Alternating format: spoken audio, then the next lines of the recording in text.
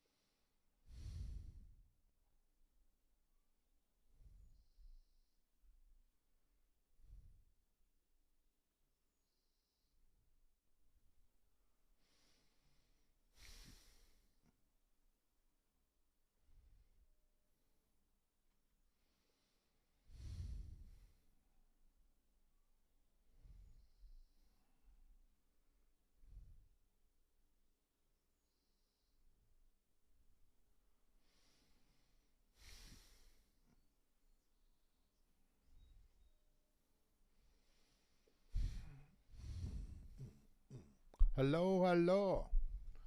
Can you hear me?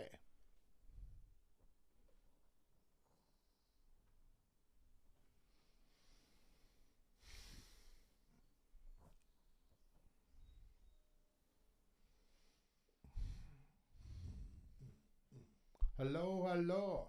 I can only hear me. Can you hear me? Wonder why that is.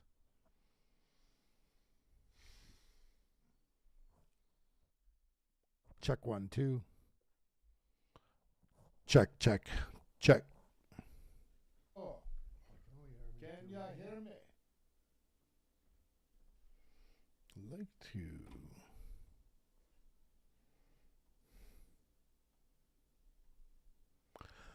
Check 1, 2. Check.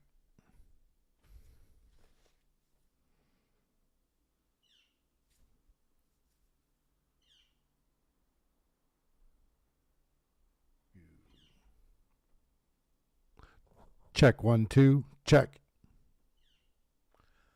Check 1, 2. Check. There we go.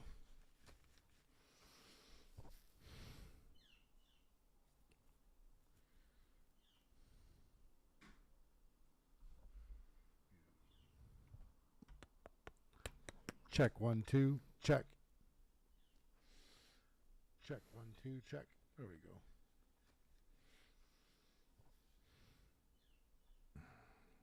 Come on. Sweet child of mine. Check 1, 2. Check. Check 1, 2. Check. Why isn't it?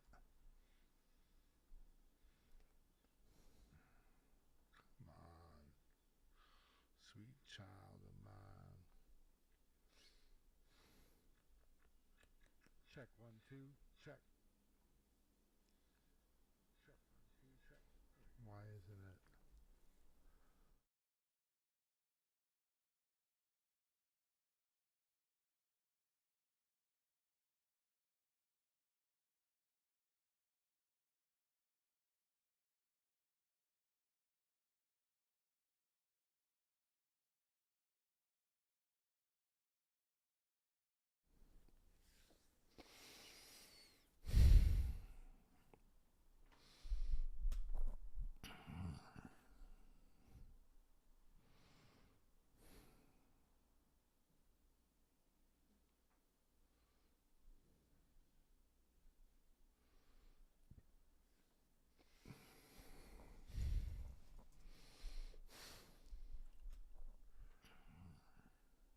So,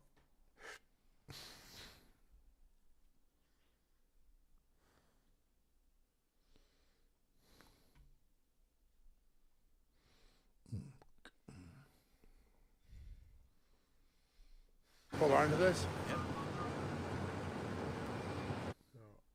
Well, there's a conservative dude.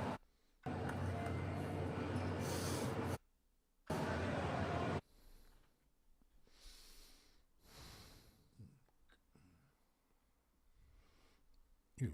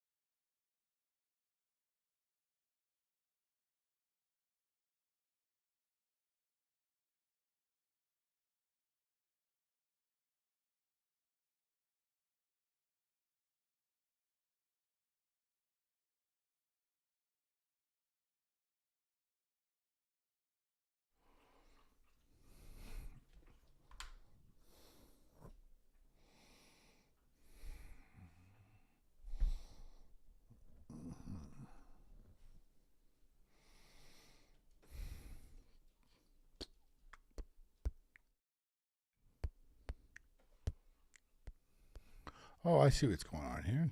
So check that. Move to the tone. Oh, no. Let me remove that.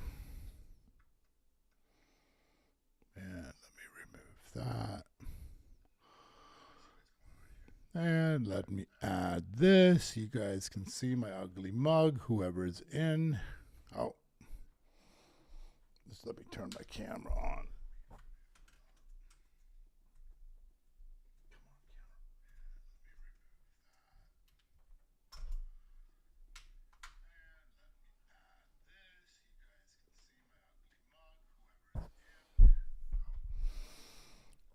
Check 1 2. Check 1 2. Oh my lord! What a character! What a character! Are you guys watching me how I do my magic?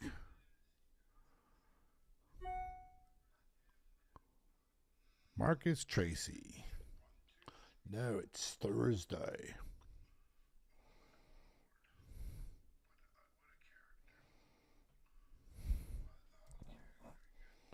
Sorry, friends. My friend's asking me about a board meeting that I'm supposed to.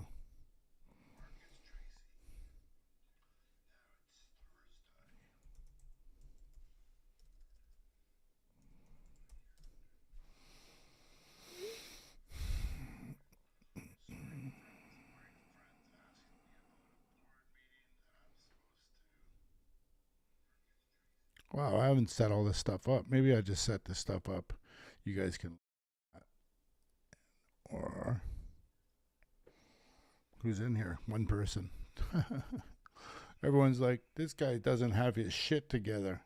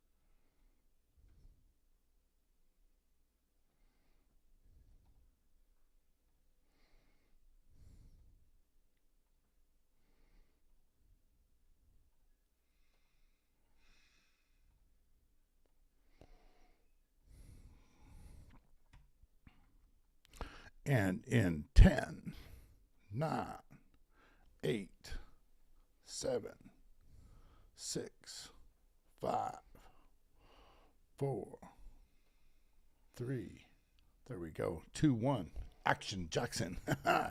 Hello, friends. Someone's here. Someone's watching me. In 10, I don't know who's watching me, 8, but I am watching 7, you. 6. Let me see. I think that works. Just like that. 4, 3. That down. There we go. That, 2, 1. Action Jackson. Like hello, friends. Someone's here. Someone's watching me. In 10. I don't know who's watching me. 8. Echo. Echo, Mike. Okay, friends. I'm going to get my coffee. I'll be back in 30 seconds, and I got some stuff to show you.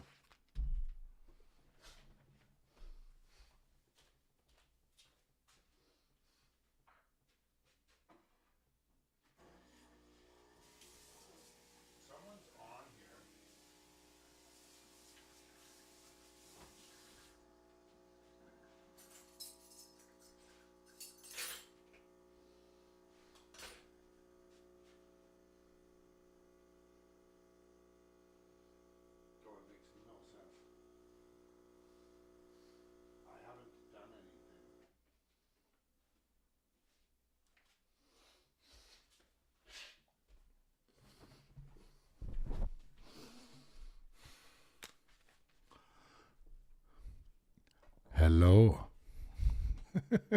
I was wondering what that radio voice would sound like. Welcome, welcome. Can you hear me in the chat, please? Let me know if you can hear me.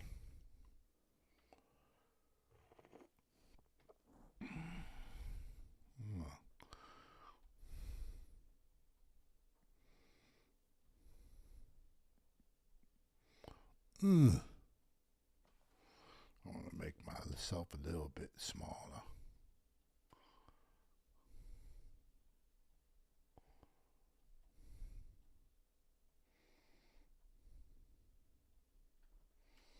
Hello, hello. Hello, hello, hello.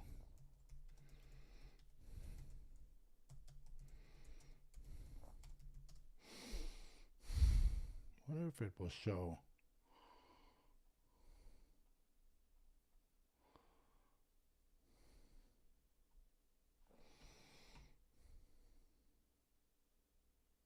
Okay, so I'm just going to start. So, hey, check it out, people. So, yesterday I went down to this Canada rally. Now, I had been, welcome to the channel, subscribe, do all that good stuff. It's really the only thing that matters to me. Totally not, but it's been an interesting thing starting this thing up.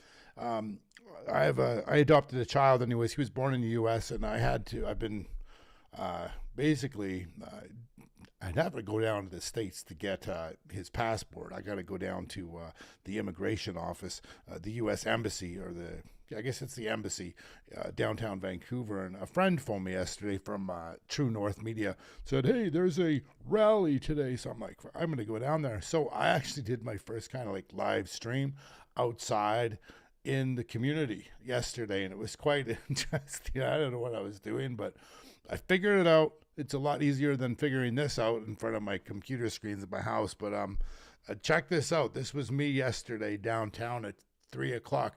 So when we went down there initially, and this video talks about a cop a little bit, but we walked down there. My son and I walked through the crowd of people. There must have been about 50 people there, mainly women, mainly in their 50s, mainly holding hands, mainly, and maybe about 20% of the people were more men, older men. There was a couple of Chinese guys there. Spoke to a few people, before we decided to go into the embassy. We got there about 10 to 4. We couldn't get in. It was closed. So it normally closes at 4:30, but we couldn't get in. And when we passed through the people, there was 4 cops standing at the door, 4 VPD.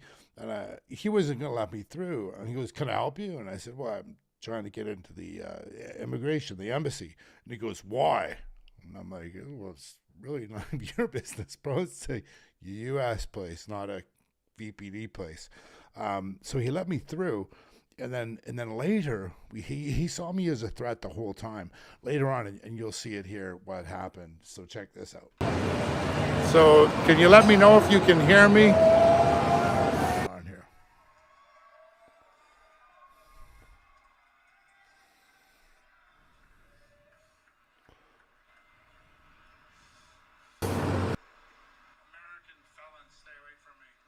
Oh, wait a second. So this is not working. I need to change the sound.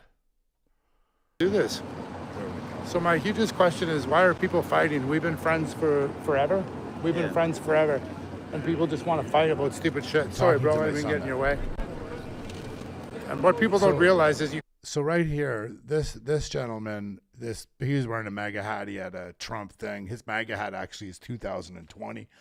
But he was just just waving his hand, just like hanging out, not trying to harm or, cause any trouble. But this other guy just came up and started yelling, trying to cause a fight. Can't stop Trump because he's a narcissist if he's the president.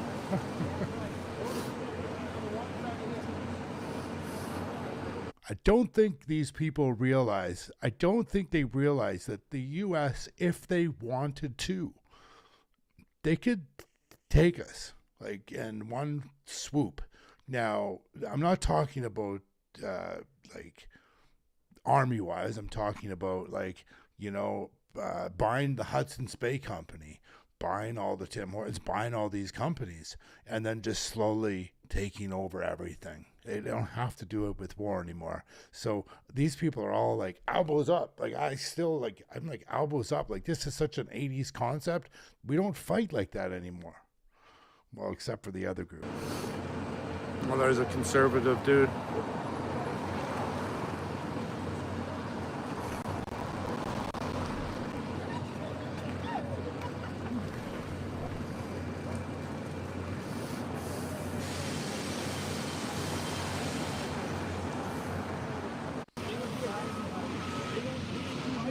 This is when they got into it.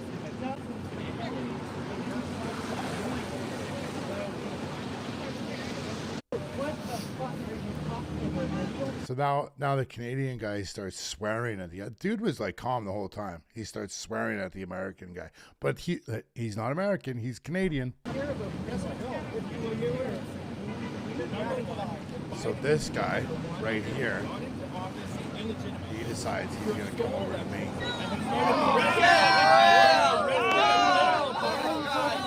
Here he comes. He comes right over to me and just walks right in front of me. I'm good, bro. I'm good. I know you didn't want to get in. So he's the asshole that wouldn't let me pass to get into the embassy. I know you didn't want to get in. I'm like, what are you talking about? Huh? I knew you didn't really need to get in. Newton, where were you born? Bakersfield, California.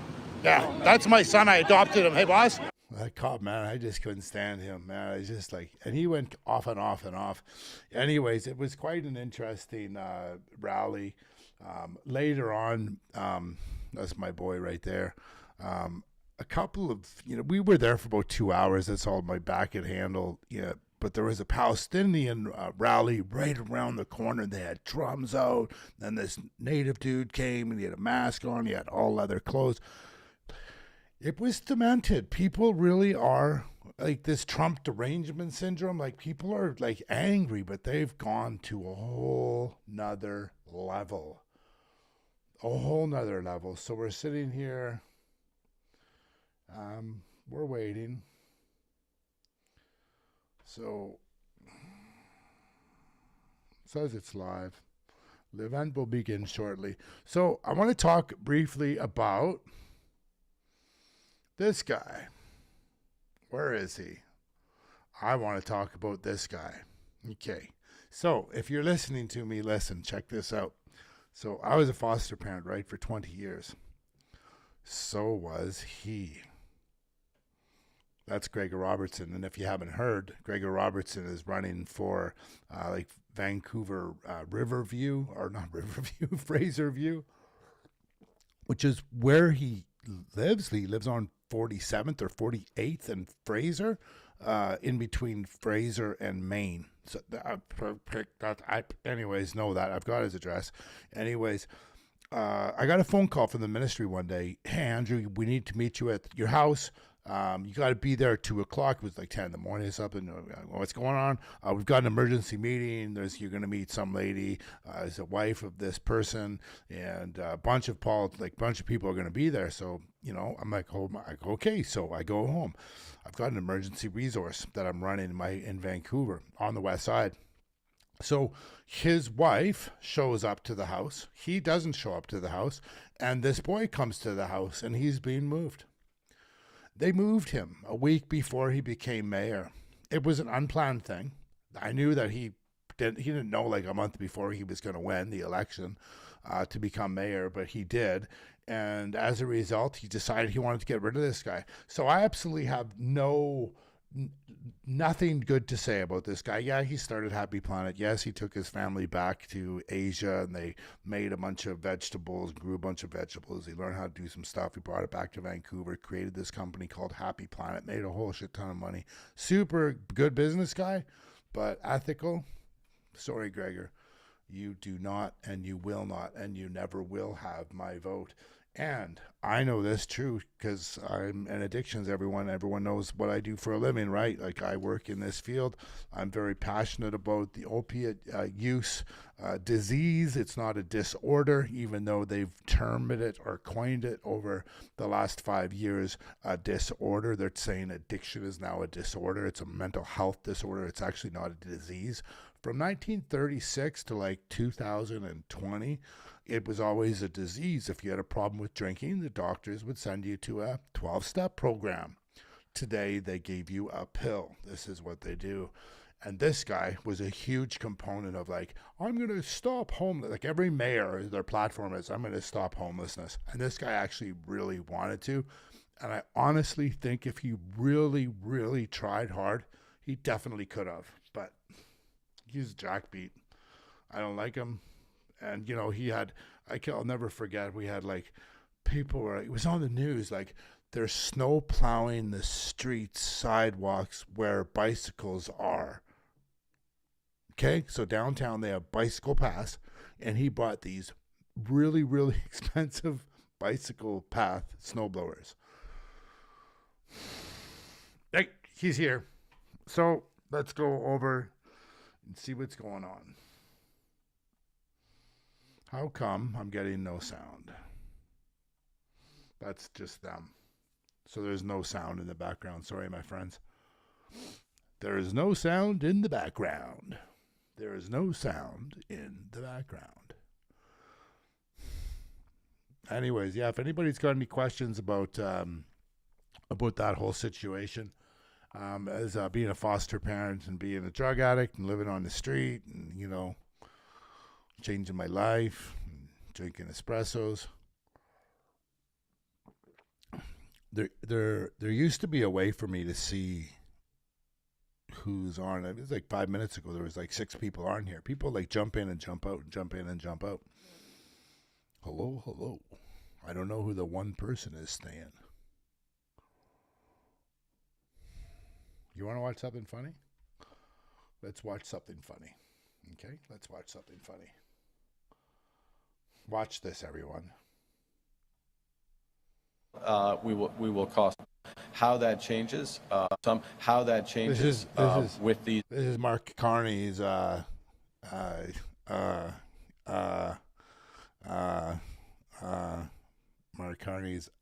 speech. Measures and more. We will have more defense announcements with the platform and before the platform comes out. So we will lay all that out as well. We will cost our broader electoral platform, so you can see the balance of fiscal and how we're balancing the budget. How that changes with these measures and more. We will have more defense announcements with the platform and before the platform comes out. So we will lay all that out. You're in a lot of trouble if this guy gets our broader. Great businessman. He knows how to make lots of money. He went to Yale. He went to Harvard. So he has made his connections early on. Some people saw him as a person that they could put him in a position of power and he could be the face, because usually you don't want to be the face. You don't want to be the president. You don't want to be a CEO unless you're super, super, super into it. This guy obviously wasn't, from the O's and the O's and the who's. Electoral platform, so you can see the balance of fiscal and how we're balancing the budget. How that changes with these measures and it's so sad. More. So sad. Sorry, the debates.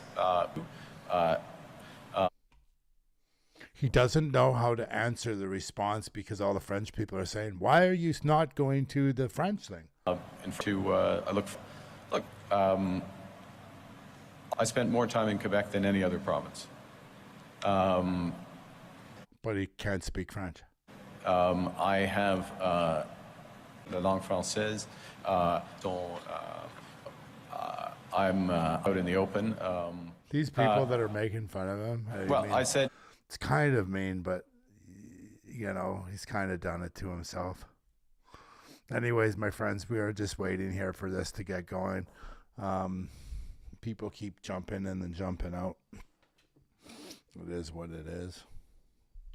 I wish if you join my conversation, you'd chat and say something. If you don't want to, that's okay. If you're wondering why I do this, you can ask me a question.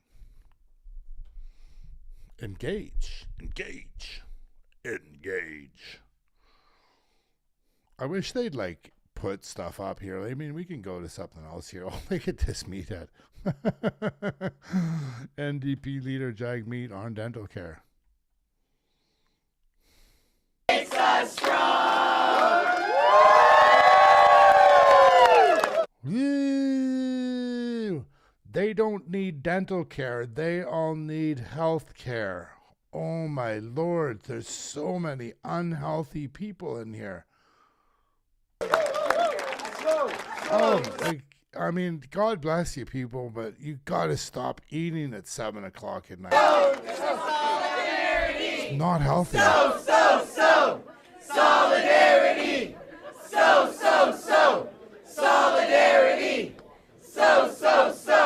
Solidarity! They all have fun at their workspaces. 100% all women that talk, the gossip. It's like, behind what they used to say, taking out the laundry, that's where you talk. So, yeah, I do understand where there's a lot of women that actually work in places like this. They want to talk and blah, blah, blah. But these people are unhealthy. Things like dental care. He's talking about cutting the services that people need. I just fast forwarded to a certain place and the dental care. And that's wrong. And so my commitment is that with New Democrats, you will always know whose side we're on. We're not in it for the billionaires. We're not in it for the CEOs. We're in it for these workers you see behind me and workers across this country. We're in it for people. Yeah, I feel bad. This guy ruined it. And with that, I'm ready for any questions you might have. Oh, wait, I forgot. Very important. Let me do that en français aussi. Donc, budget. And liberals have come out and said the only way This is not fair. They just have it and waiting for it patiently. There you go, friends. That was Jagmeet. He's a bit of a mess.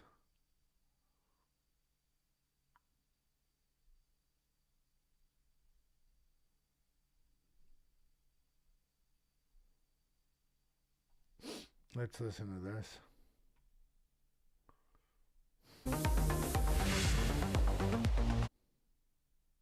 Quote here, CSIS also did not have evidence that of all parties.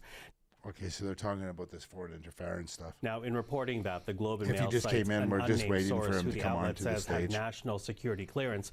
And the Globe and Mail goes on to say CSIS learned that Indian agents raised money and organized to help Poilievre's leadership bid. To that issue, take a listen to what we heard from the Conservative leader today. First of all, let's quote from that Globe and Mail article. I'm going to quote here. CSIS also did not have evidence that Mr. Poilievre or members of his inner circle were aware of these alleged actions.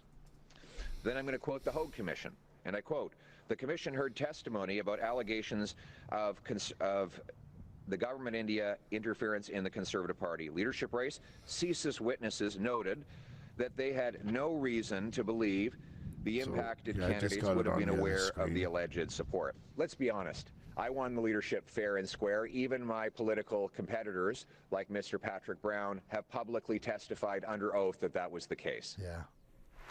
Now, the Liberal leader was also asked about potential Indian interference and whether or not it had anything to do with the Liberal Party's decision to disqualify former Liberal MP Chandra Arya from running in this election. Wow. Oh, I'm excited to listen to this one. Mr. Carney is now running in the riding once represented by Mr. Arya. He did not go into such great detail, but this is what he had to say to the issue of foreign interference. President Trump, I find it beyond baffling. I find it downright irresponsible that the leader of the opposition, day after day, month after month, year after year, refuses to obtain his security clearance. He's expressed to to you normal, why. Of course, in peacetime when times were tranquil. That's unacceptable then. But at this point in our history, when we face the greatest threats that we've faced in generations, in most of our lifetimes, he has to answer for that. Well, with that, let's bring in three people who know a thing or two about running election campaigns. Michelle Cadario is the CEO of Vanguard Strategy, a former national campaign director for the Liberals. Cheryl Oates is a principal at GT and most recently campaign director for the Saskatchewan NDP. And Jordan Paquette, vice president at Blue Sky Strategy Group, deputy campaign manager, or was deputy campaign manager for the PEI-PC party in the last provincial election. Hello to the three of you. Hello, Michael. Hello. Hi. Hi. So listen, I got to start with the question, how bad is this kind of story for Mr. Poilievre and really for any political leader? Because, on the one hand, the Globe and Mail is very clear, and in that they say that there's no evidence to suggest that Mr. Poilievre nor his inner circle knew. I still want to go back to Gregor Robertson. I'm so sorry, friends. I met a gentleman that was all about helping communities out and stuff like that. And he said that he was going to go homeless, live on the street for a couple months downtown Vancouver, like in the Payne and Wastings area. And he did this, and it was absolutely unbelievable. This was during his opportunities, right? Like Gregor Robertson, I can't why he's come back into the political sphere again. It tells me that he's got nothing going on in his life. It's really sad. I watched the streets get worsened. I watched the crime go up.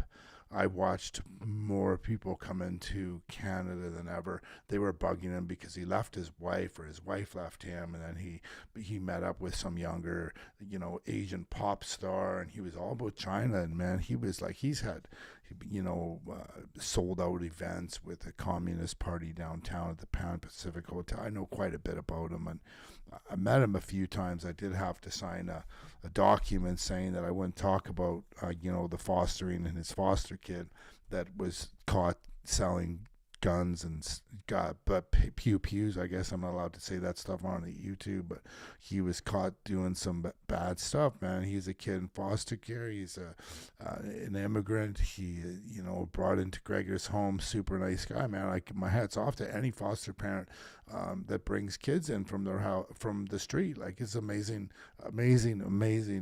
opportunity to learn about yourself when you bring children into your home as a foster parent. It's a very tough job, and he did have one bed that was he made a good probably nickel. He probably made $5 or $6 grand a month just having that one foster kid. But to push him out, to expel him out of your family after he had been living there for years.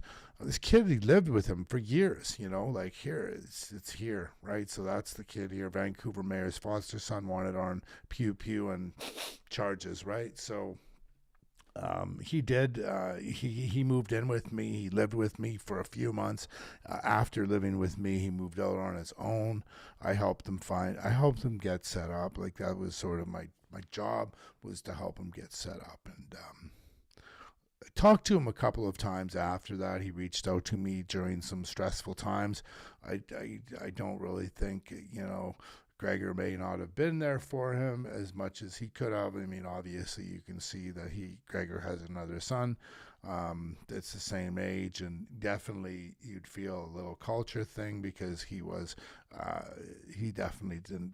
He spoke a different language. He read, I think he did have Quran on him, so I do think he was a young Muslim. Very nice kid, man. Very smart kid. Very smart. Very knowledgeable. Unfortunately ran with the wrong kids, and this is what happened. This is what happens. And when you're a foster kid, man, you were raised, and when you come out of your mother's womb, you have the worst poker hand ever. I always say this, and I've said it way too much, and I should probably figure out some new paraphrasing, but it's a really sad situation. I just can't vote for Liberals as much as I used to be, close to being a Liberal. NDP has always been more of an NDP person, but, he was all about snow removing and bicycle lanes and bicycle lanes and bicycle lanes and bicycle. They all want to be like China. They want to, I think those people when you become a politician and you get up the ladder, you just meet new people, and those people offer you things, and those people that offer you things, there are things that are going to help secure your family for life moving forward. So what do? You have to take it. I am, just so everyone knows, I am watching on the other screen for Pierre to come in. It's a big place. Here it is. Here, I mean, I could show you guys. Anyways, yeah, it's like I said, it's just a sad situation, people. It's just a sad situation. I mean, they're all politicians. I've got skeletons. I mean, do you have skeletons? I've got skeletons. Do you got skeletons? Tell me, what are your skeletons? Tell me in the chat. Please. I think what happens now is when I say that we're going to have this, like, this, what do you call it? When he's doing his speech, I think what we're going to do is we're going to probably push it far out because, all right. Anyways, people ask me, why Drew Coover? Captain Vancouver. Vancouver was named after Vancouver. He's a Dutchman, if you didn't know. So when COVID happened and I went silly on these opiates for some time, I couldn't walk much. I couldn't really do much, and I'm still having a lot of problems with my spinal cord. And so I sit down, I stand up a lot. Sitting's not the best. Can't sit for too long, but anyways, we watch a lot of YouTube stuff on the internet about, the history of Vancouver and the history of BC and the history of Canada. And when I don't know something, I just have to ask my son because, he tells me all the good stuff that I need to know. What did he say yesterday? When we were at this Canadian rally, he said, this Palestinian person came up and he actually pulled out this chain and he had it was an upside down red triangle, and he's like, you know what that is? And I'm like, what's that? He goes, that's the Hamas symbol. I'm Hamas, a real one, and you should F off. And I'm like, I really don't know how to do that, but I'm really sorry. I'm kind of concerned, though, why you'd want to show me something like that. Isn't that like some sort of and he starts yelling again. So I let him go. But he keeps calling me a white man that took over, that, we're not here. I did genocide on him. He's done all these things to me. So my kid's grabbing my shoulder, right? So I turn around, I'm like, what's up, Newt? What's up? And he says, tell that the guy that the natives weren't here either. They're not from here. And I'm like, what? He goes, yeah, that they're the Clovis people. They came here 30,000 years ago to North America. North America didn't have any humans on it. Actually, they settled this country back 30,000 years ago. I'm like, one up for the autistic kid. One up for the autistic kid. Is this event going to happen? Because I'm getting really tired. He's like 3:30. He's always a half an hour late. So from now on, I think what I'll do, if you're listening to me from now on, whenever he does one of these things, because I do want to get as many of them as possible, and then I'm going to get a media pass somehow when he's back in Vancouver. You're on one ear. Underground. Tell me if this works. No, now I'm off two ear. Hello, hello, hello, hello. Test one.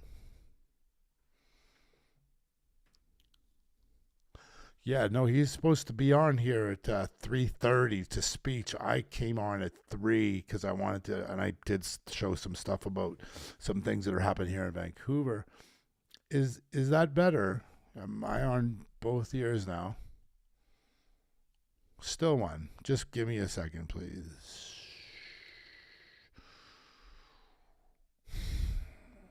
Check 1, 2. Is that 2?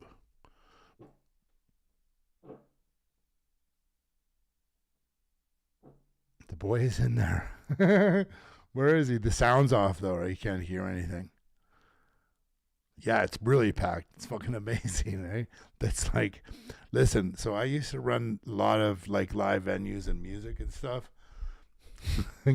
I can tell you how many people in here. Do you want to know?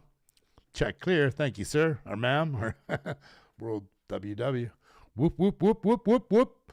I can tell you. Watch this.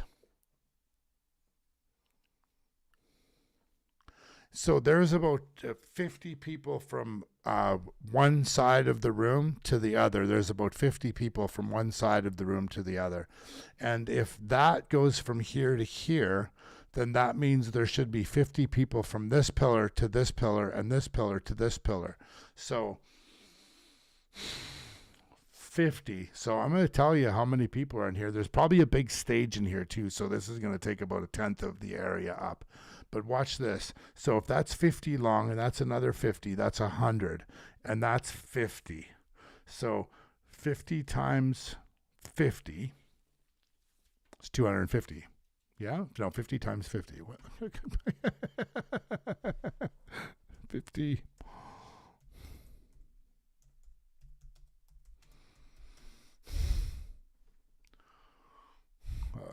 I'm stupid, eh? I know it. Calculator. 50 times 50.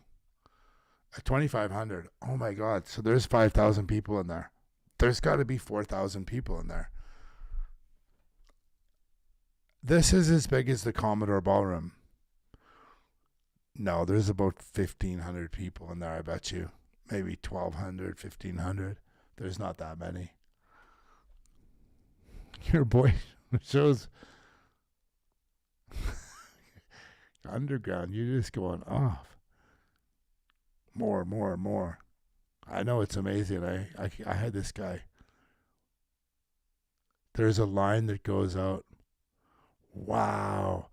This guy's getting so, like, I don't understand these whole, they're all bullshit polls. They're all bullshit polls.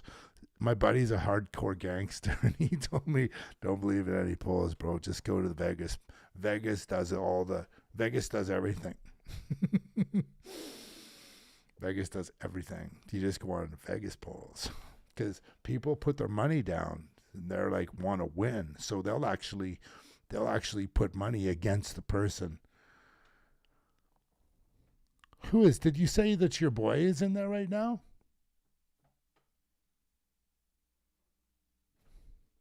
Your boy Manny is out there.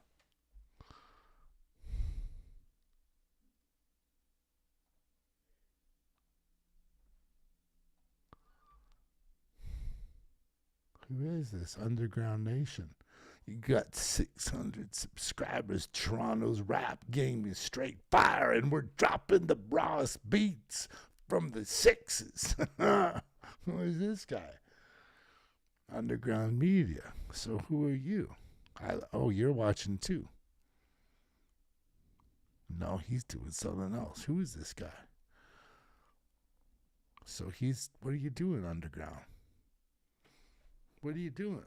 You're like doing the live thing too. You just like running around? Oh.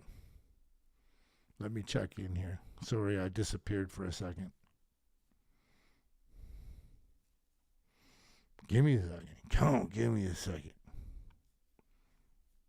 You still there? I got you back now, bro.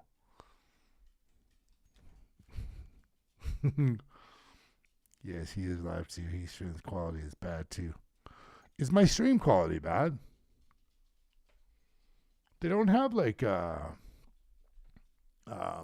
place to like make the video better, to support the video better, which kind of is like dismal. So when you say a boy, are you talking about your friend or are you talking about your child?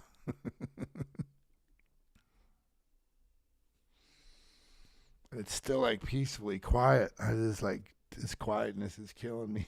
Do you like that one? That's funny. My boy.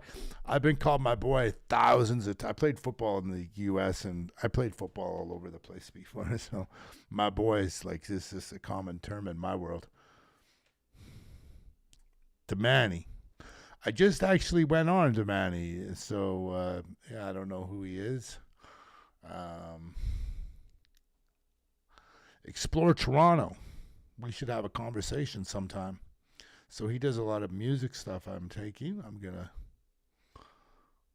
So yeah. Well, he's been on YouTube since 2014.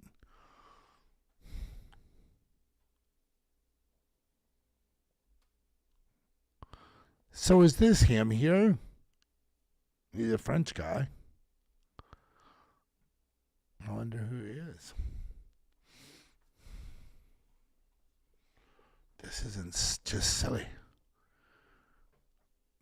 I don't know how to like and share.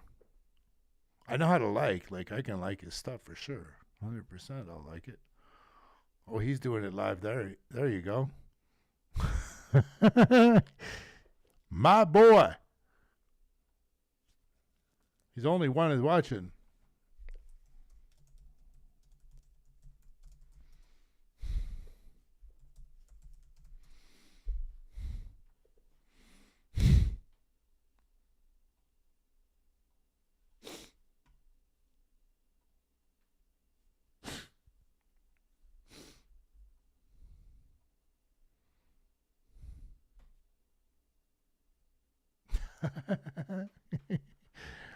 Bro, I can't hear shit. They're not saying nothing, man. Oh, what's this? Oh, your guy's in there.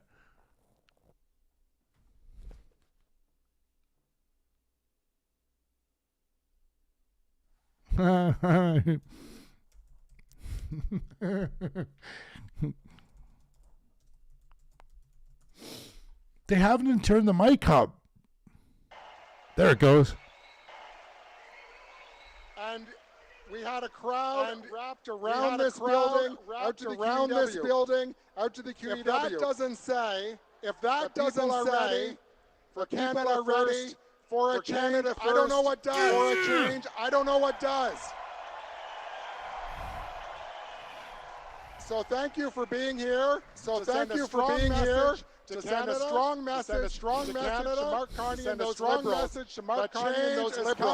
The change is coming. Why am I echoing?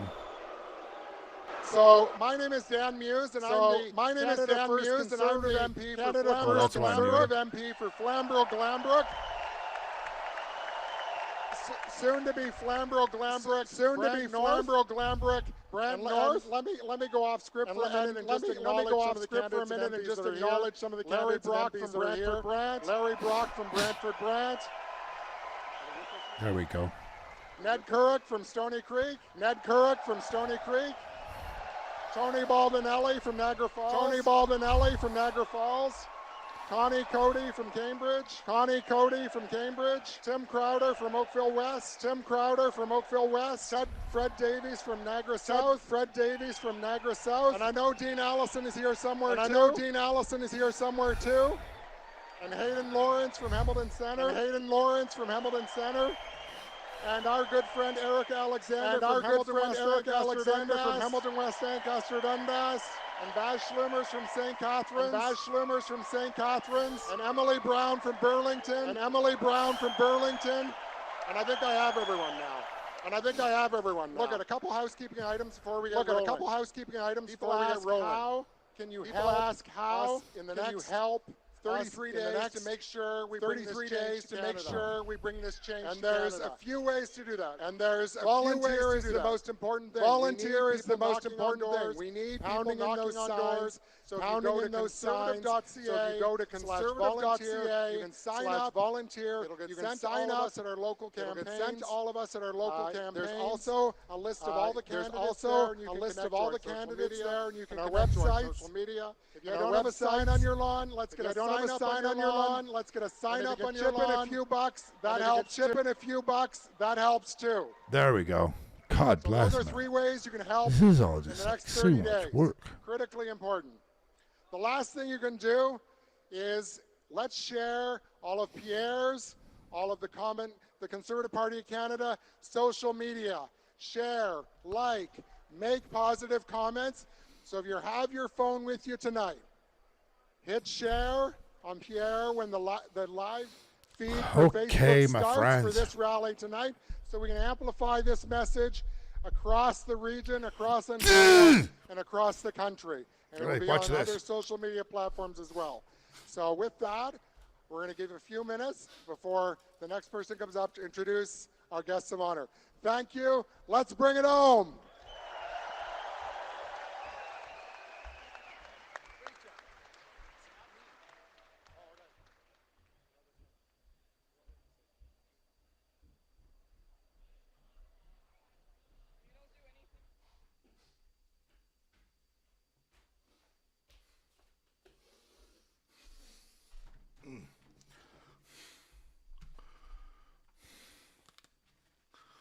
Right.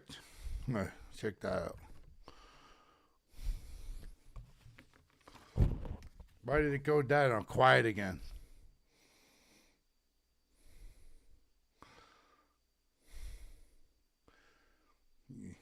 Yeah, you see that? Now it went dead, though.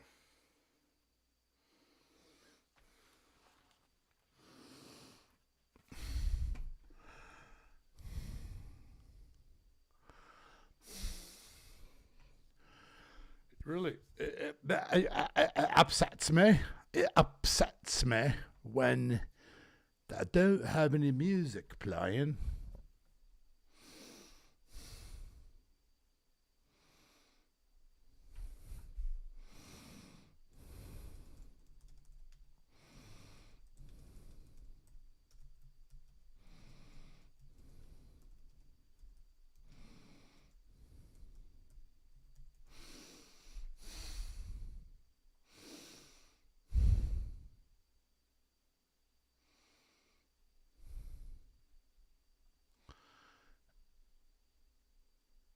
You know, I wish they'd actually turn the background. I can hear. You want to hear some background noise?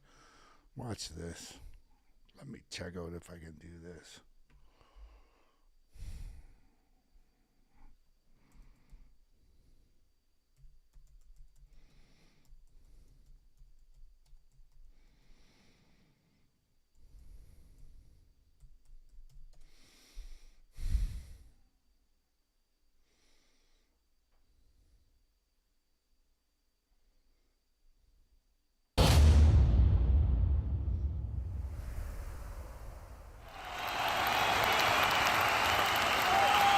Can everyone hear them? Can you hear this? Can anyone hear this? Can anyone hear that?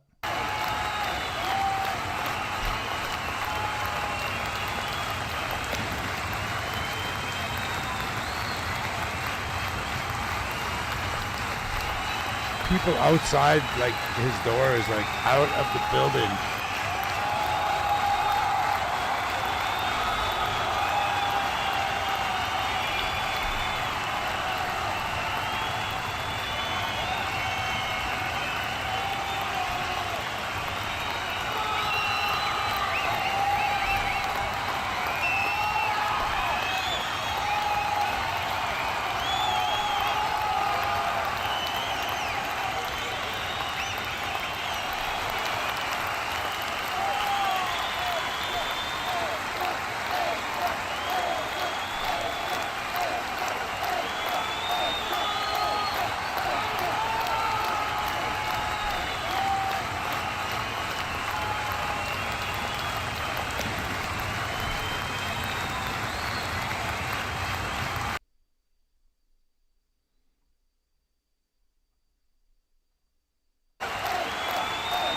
Can you hear that now? Can everyone hear that?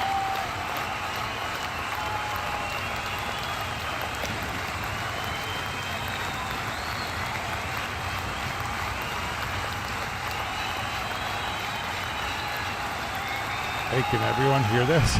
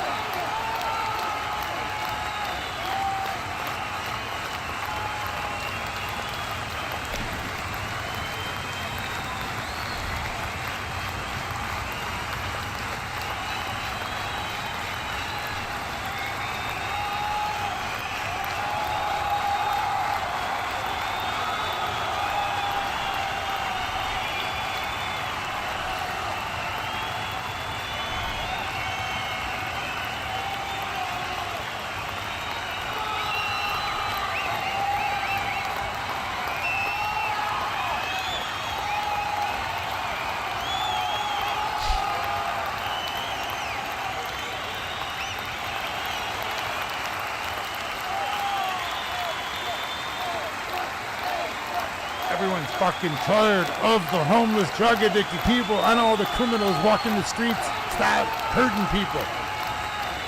We're all tired of it. I want my fucking city back. I want my province back. I want my Canada back. And I welcome all immigrants. But they just gotta kind of like be respectful, like I would be if I went to India or Pakistan or Egypt or India or China or Europe, anywhere.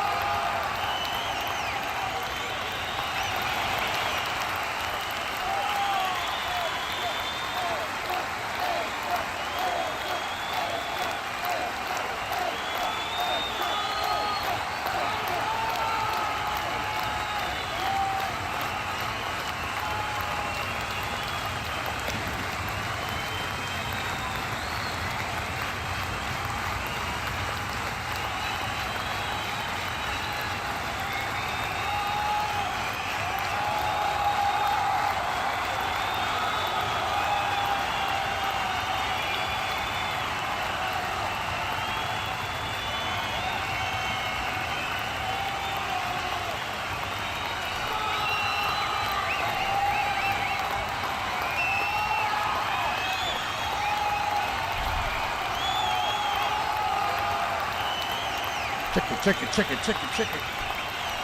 have a rock and roll show. We're gonna have a rock and roll show. Kicking it up.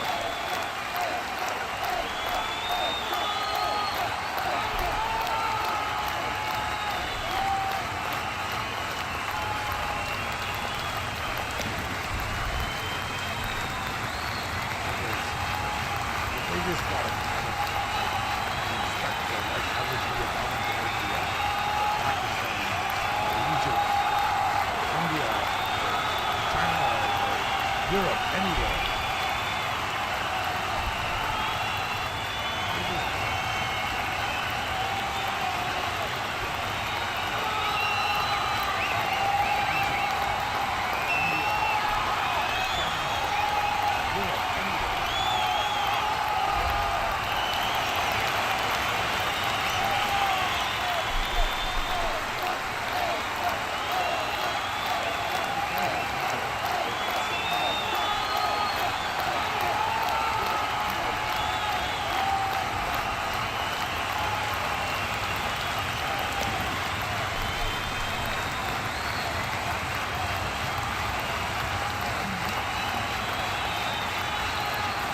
Totally messed up the feet.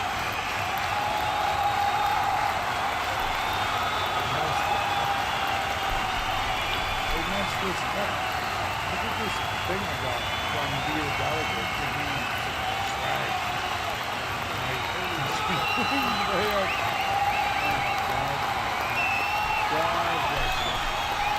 God bless this world and what's going on. God bless this world and what's going on. Ticket.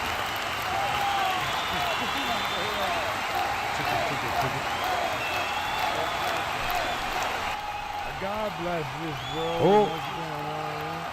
God bless this world and what's going on. Ticket. I'm back and it's quiet again in my city. Ew, it's just Cracker Jacks. You just can't hear tiddlywinks. Tiddlywinks, tiddlywinks, tiddlywinks, tiddlywinks, tiddlywinks. Hello. Check, 1, 2. Can you hear me? Say something in the chat. Yo, what's up? We got a cowboy hat. We have a cowboy hat. We have a cowboy hat. We have a woman with a very nice blue, that's a knitted, very nice knitted.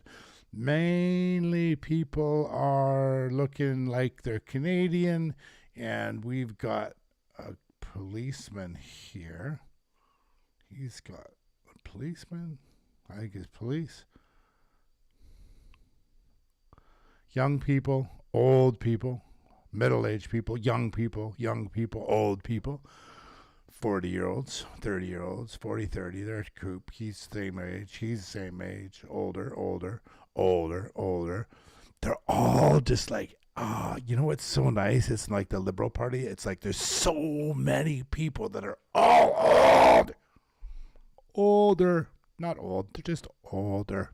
More experienced, more wealth, more knowledge, but unfortunately more brainwashed and more fixed into that situation where they are themselves, they are liberal, they will stay that way. Like I was brought up in my world when I was a kid, you stay what you are, you stay with your group, you know.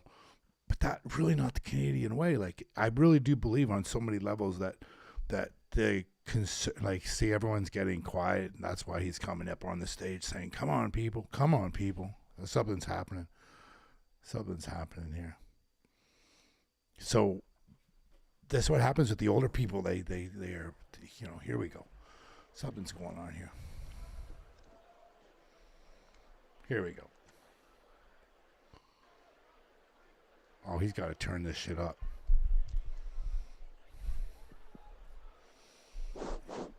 Check 1, 2.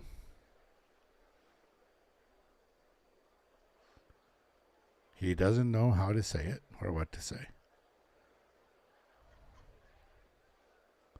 There he goes. There you go. Turn it up. Ladies and gentlemen. It's too loud. Ladies and gentlemen, unfortunately, I'm not Pierre, but he will be here shortly. My name's Nathan Bergstrand. I'm the business manager of United Association, Local 67, plumbers, pipe fitters, and steam fitters here in Hamilton.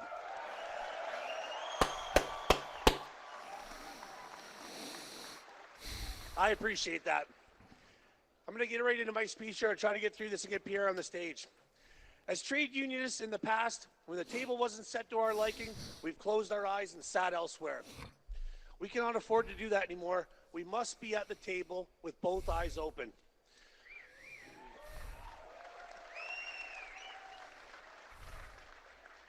The fundamental value of money, the money you work so hard for, is currently being undermined. A dollar isn't worth a dollar anymore. Groceries have gone through the roof. Bills are way up. Rent is doubled. Mortgage. People are not selling their houses in Florida because they don't want to go to Florida anymore. They're selling because the dollar is the shit. People aren't traveling to the U.S. anymore because they're elbows up. They're not traveling to the States anymore because the dollar is shit. Rates have gone feral, and believe it or not, there's a tax on the very air you breathe. We can thank the Liberals for that.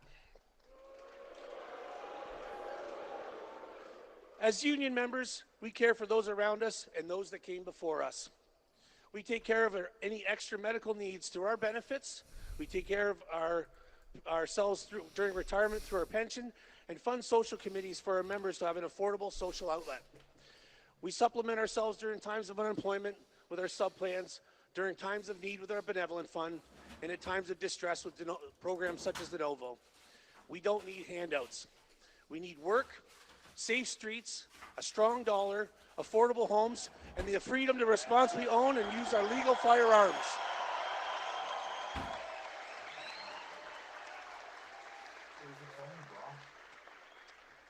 I was excited when Pierre was elected leader of His Majesty's loyal opposition in 2022. In mid-2023, I got the opportunity to meet with him while he was visiting one of our unionized fabrication shops, ES Fox in Niagara. A year later, he was my keynote speaker at Local 67's 125th anniversary gala. Sorry, people, I had to leave. We met as friends in New Brunswick, and a few months later, we welcomed him to our union hall, where he spoke to my members and brazed his first medical gas joint in November of 2024. That was funny. Sadly, a week after the anniversary gala, my best friend and business agent, Ken Luxon, was tragically killed in a motorcycle accident. Oh, Rest man. in peace, Ken. God bless you, brother. Within days, I received a personal phone call from Pierre with his condolences. And when we met in New Brunswick, days later, he reaffirmed that sentiment in person as we shook hands. That meant a lot. I'll never forget that for the rest of my life. Yeah. Pierre is the real deal.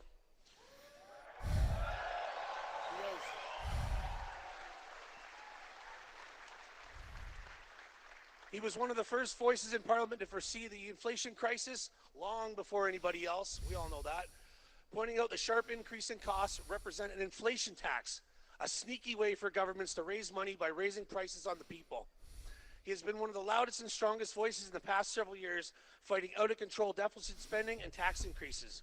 Remember that spending is easy, being responsible is not. Who am I, He's ready to put PP the or hard work MC? in that's necessary. I don't know what that means.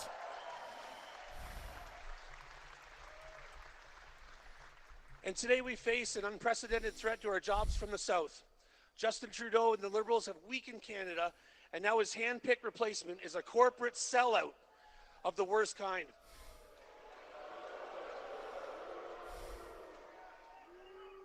Moved his company to the States mere months ago for profit off the backs of the workers. Shane is right. A company known for union busting. A sellout banker does not stand for Canadian workers.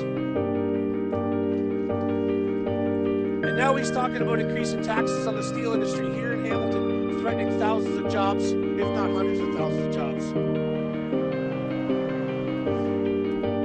However, Canadian workers have great hope and great promise in Pierre, who's been working closely with trade unions like mine, learning about our issues across the country.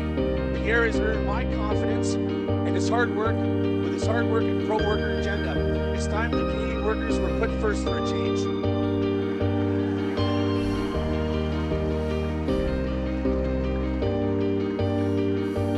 That is why I can proudly say, from Telephone City to Steel Town to the Falls, the journeyman apprentices, represented by the United Association Local 67, endorsed Pierre Poilievre for Prime Minister. So many people endorsing him. Where did everyone go? There were so many people in here like 10 minutes ago, and then they left. I know. Do you like the piano? I can play piano with my toes. We have your back, brother. And now, ladies and gentlemen, please welcome the next common sense member of Parliament for Hamilton East Stoney Creek, Ned Couric.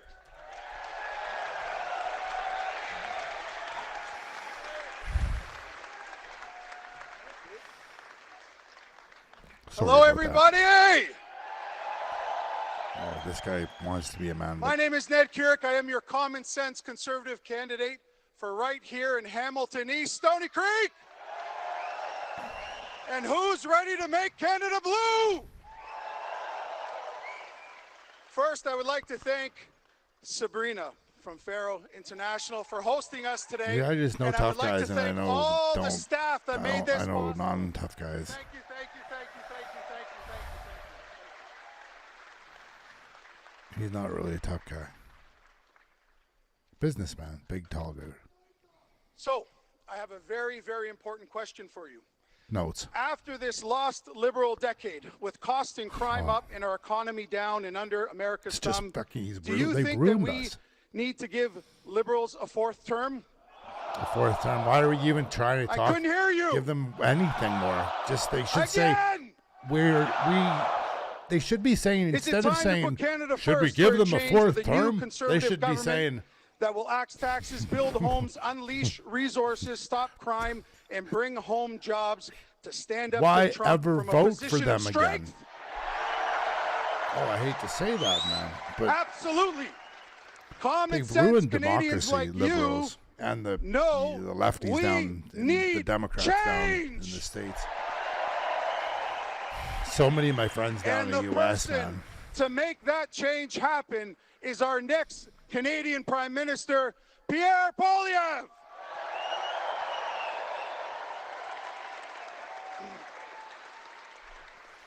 Here to tell you more about the only man who can stop Mark Carney.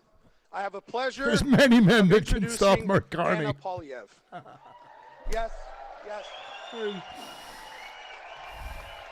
Anna Oh, it's his Anna wife. is an entrepreneur, dedicated advocate against human trafficking, and a staunch supporter of women's empowerment. Born in Venezuela and raised in Montreal, Anna moved to Ottawa in 2006, where she met her future husband, Pierre Poilievre, in 2012, and they married in 2017. Yes. An active member of the Conservative movement, she's the driving force behind the Conservative merch and Pierre's #1 supporter. Yes. In 2024, she launched Their Stories Matter, an online platform dedicated to giving a voice to survivors of human trafficking. I'm just here to react. And is committed to supporting women and elevating them through her online magazine, Pretty Smart Pro, and her Lead Her Forward initiative, which seeks to pay it forward by inspiring, connecting, and elevating women. Toi, t'es devenu mon modérateur, même. Tu peux mettre les next to time out comme Tiki. But Oh, she your will friend's tell back. you that her greatest accomplishments and most important Yeah, I'll stick my roles hand out, I'll stick are my being hand a out. supportive wife and the proud mother of Valentina and Cruz. So, without further ado, ladies and gentlemen, please welcome Anna Poilievre. He's so English. Or do we want to choose change and a leader who's actually going to put Canada first?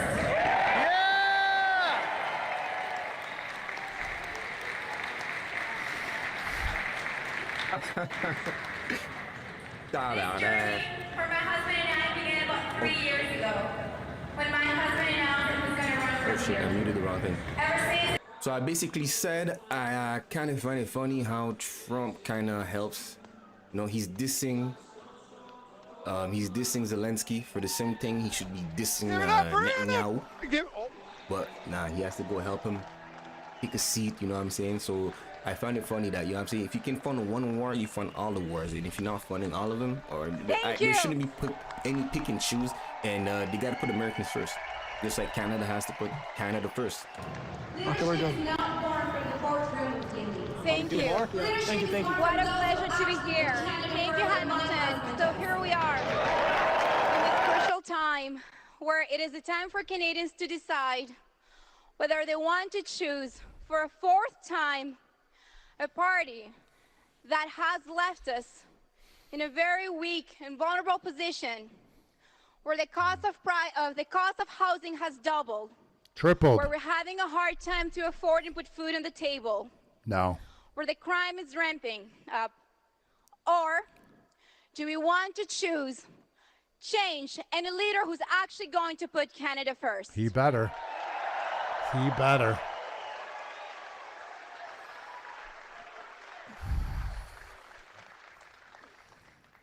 This journey for my husband and I began about 3 years ago when my husband announced that he was going to run for leader. Ever since, he's been traveling from coast to coast to coast so that he can speak with the people, to hear them out, to truly, really be there with all of us and understand what's going on. Because what we need is leadership and a government for the people, by the people. Yeah, that's an American slogan, but it's not for the people. It's corrupt Leadership governments. Always is will born be. Always has been. from the true love for our country, from patriotism. Leadership is not born from fancy degrees, fancy titles. Leadership is not born from the boardroom of the elites. Leadership is born from those who actually put Canada first, like my husband does.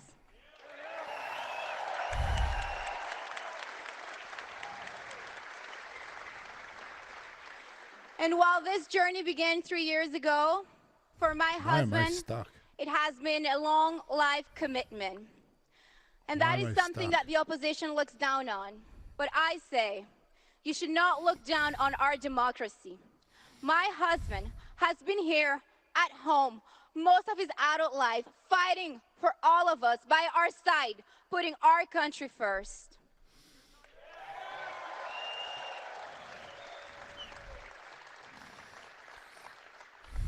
While Welcome to the others chat, all. spent the last decade not even living in this country,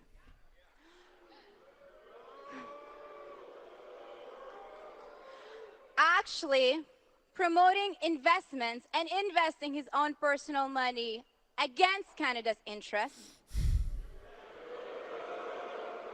Pierre has been here all along, fighting with us by our side, and they should not look down on that. He's coming now.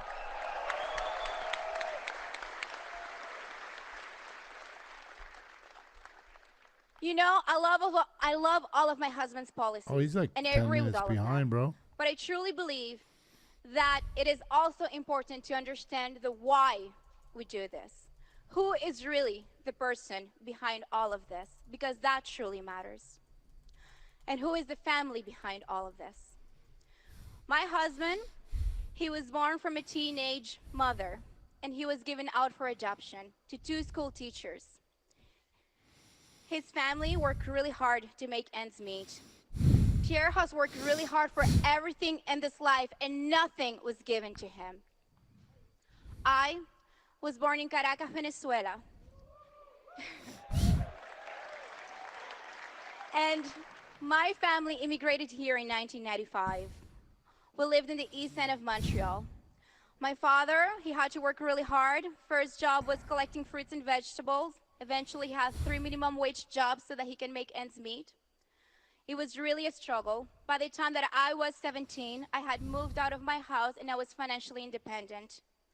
By the time that I was 19, I moved to Ottawa. I took a student loan, put myself through university. I worked full-time and studied full-time. And by the time that I was 25, working in the Senate, I had a job, and I was making about $50,000 a year. And at 25, a single woman in 2012, I was able to afford a little house in the suburb area of Ottawa.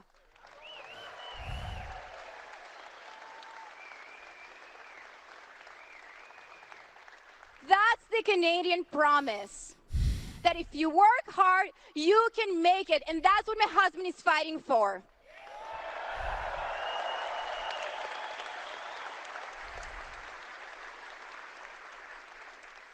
So in the Poilievre household, nothing was given to us. We work really hard. And we've been fighting all by your side. Ladies and gentlemen, that's what we need for leadership. A man who's for the people. So it is my absolute pleasure to share with all of you my husband and the next Prime Minister of Canada, Pierre Poilievre.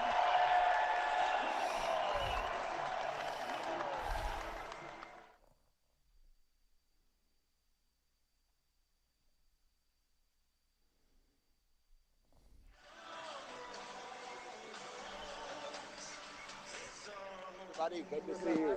Thank you. Great to see you. Love you back. Thank you very much. Good to see you. Thank you. Thank you.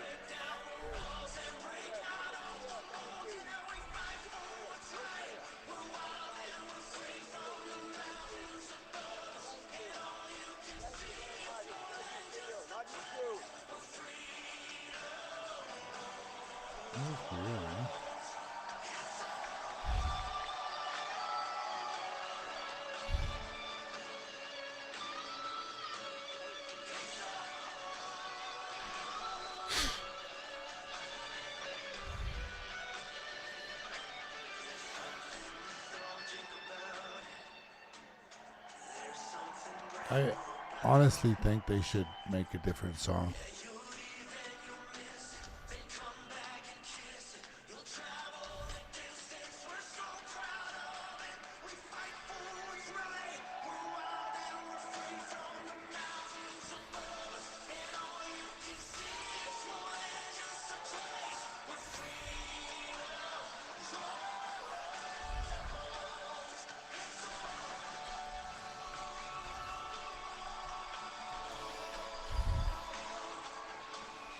There he is. He's got his little kid. That always is like. And he loves his wife because he kisses her with passion. Wow. Oh, bring it home. Bring it home. Give a shout out to Maria. Thank you. Give a shout out to Maria. Bring it home. Bring it home. Home. Bring it home.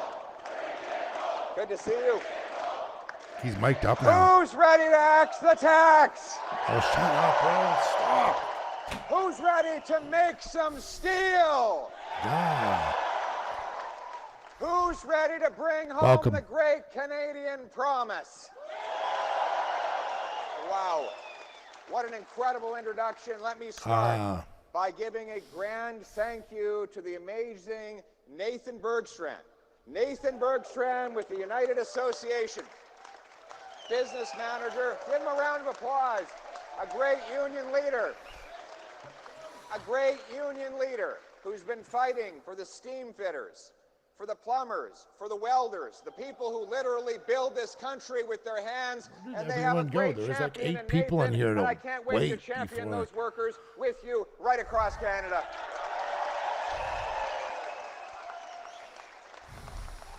Incredible.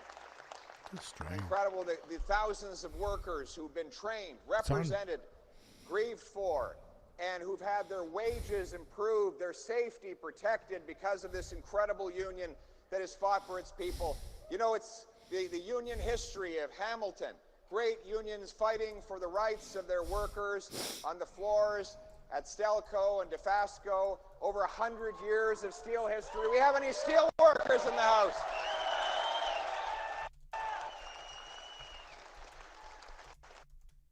Very basic idea. You know, they call it a collective agreement, which is a longer way of saying a deal. We had a deal in this country, didn't we, Nathan? You get up in the morning and work hard, you do the right thing, you follow the law, you get a nice house in a beautiful neighborhood, on a safe street, under a proud flag. That was the deal in this country. That was what made this country so special. It's what attracted people from around the world. That was the Canadian promise. But after a decade, a lost liberal decade, of costs and crime rising, of our economy falling under the American thumb, this liberal government does not deserve a fourth term. We need to put Canada first for a change with a new conservative government.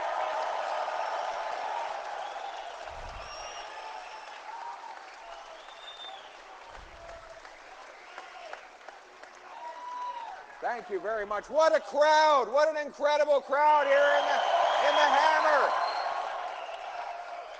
Look at this crowd. You know, the liberal establishment has said that their party deserves a fourth term in power. They replaced the much-hated Justin Trudeau with his economic advisor and hand-picked successor and said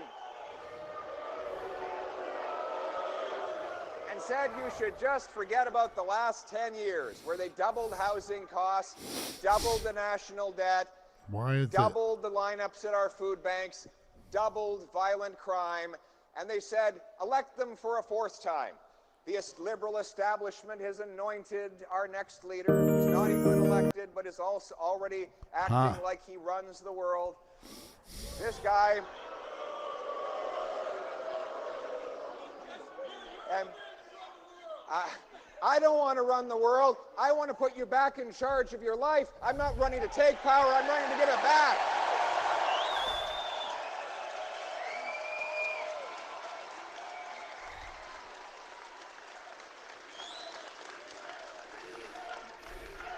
Thank you. That's going to be better. I don't want to run your life. I don't understand. I tried to log on to my account from another account I have on my other phone, and it doesn't allow it because it says my account's on restricted. that gives people back control of their decisions. If you heard that. But most of all, the reason that I am in politics is to restore the Canadian promise, the promise that was made to my wife when she arrived here, that was made to me when I was born to humble means, that anyone from anywhere can achieve anything, that hard work pays off, that we can be proud Canadians, Check radio. that we fly our flag, that our people can trade with each other, that our soldiers can protect us, that our borders are secure, that we are one country, united for the Canadian people.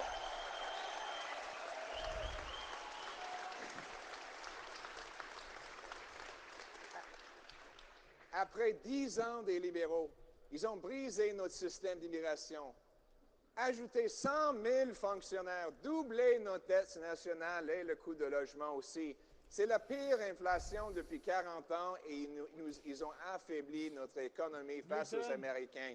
Il nous faut un changement pour reprendre le contrôle et relancer notre économie. On va couper la bureaucratie, les taxes et les impôts, exploiter nos ressources naturelles, repérer l'immigration, mettre les criminels en prison. Et finalement, nous allons renforcer notre économie pour pouvoir faire face à Donald Trump dans une position de force, c'est-à-dire mettre le Canada d'abord pour faire changement.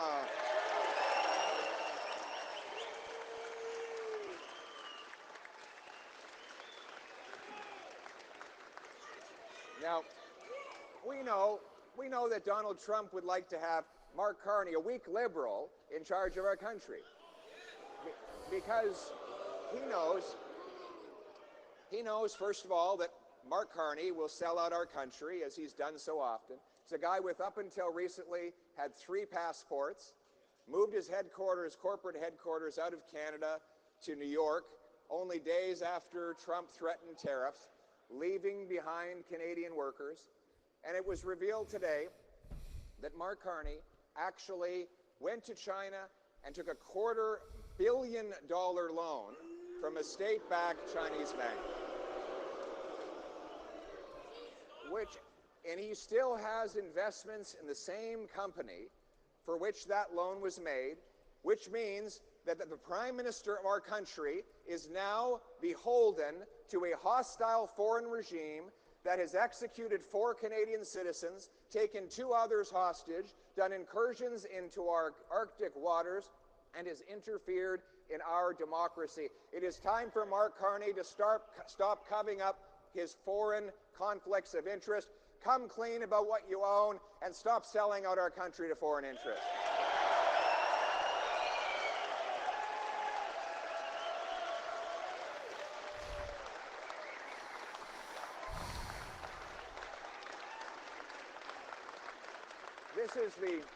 This is the globalist ideology, which seeks to shut down our resource sector and move jobs abroad, bring in big, heavy taxes on our citizens, while importing goods from countries that pollute far more. This has destroyed the working class in our country. Meanwhile, they print money, driving up the cost of housing and food, forcing our people to go to food banks, and are blocking an entire generation from ever owning a home. That is what has been the result of the last 10 years. My friends, the last 10 years have been about the Liberals. I'm here to say that the next 10 years are going to be about you.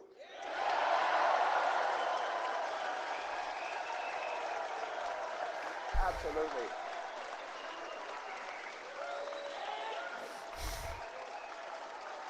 Hey, good to see you guys. Thank you. We are unleashing a beautiful Canada First plan that will put Canadians back in charge of their country and put you back in charge of your wallet. It starts by bringing back our jobs and our industry so that we can once again be a self-reliant nation that stands on its own 2 feet. Yeah. We know that what has driven the money away, capital goes where capital grows. And extremely high taxes in Canada mean that more and more industry is forced to leave for places where they can get a better business environment and lower taxes. Higher taxes on energy, investment, work, and home building mean less gets done in this country. But we're going to reverse that. I've announced that we will pass a big, beautiful, bring-it-home tax cut on investment, work, home building, and energy that will incentivize our economy to be strong again. Income tax. What happened? Income tax, the worst tax. Income tax is home building and energy that will incentivize. I was talking about that incredible meme that I saw online the other day. There was a kid in a park with his dad, and the kid was crying, and he said to Dad, "What is an income tax for?" And the dad said to the boy, "It's just like your high school report card, except the reverse. The harder you work, the more you get punished." Income tax is the fine you pay for the crime of working hard. The more you work, the more you pay.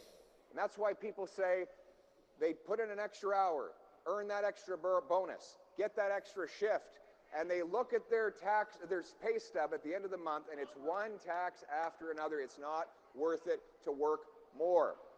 That's why I've announced that a Canada First Conservative government will cut income taxes by 15% to make work pay.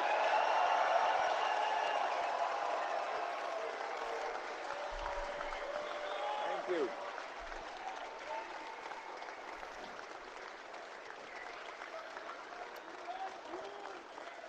Lower income tax.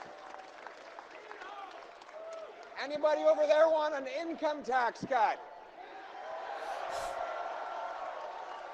Anybody out there think that you should get more of your paycheck and that the government should get less? Yes, and that's what's going to happen. An income tax cut will mean our workers and families have the ability to spend more in local businesses, which will create yet more jobs for workers who will pay even lower taxes. These tax cuts will apply to every single person who pays income tax. It is a tax cut for retired seniors who are on a fixed income. Are we any of those here today? Lots of them. It is an income tax cut for the waitress who is struggling to feed her children but works hard every day to get that extra tip. She'll be keeping more of the tip, and more of that will go into nutritious food for her wonderful kids.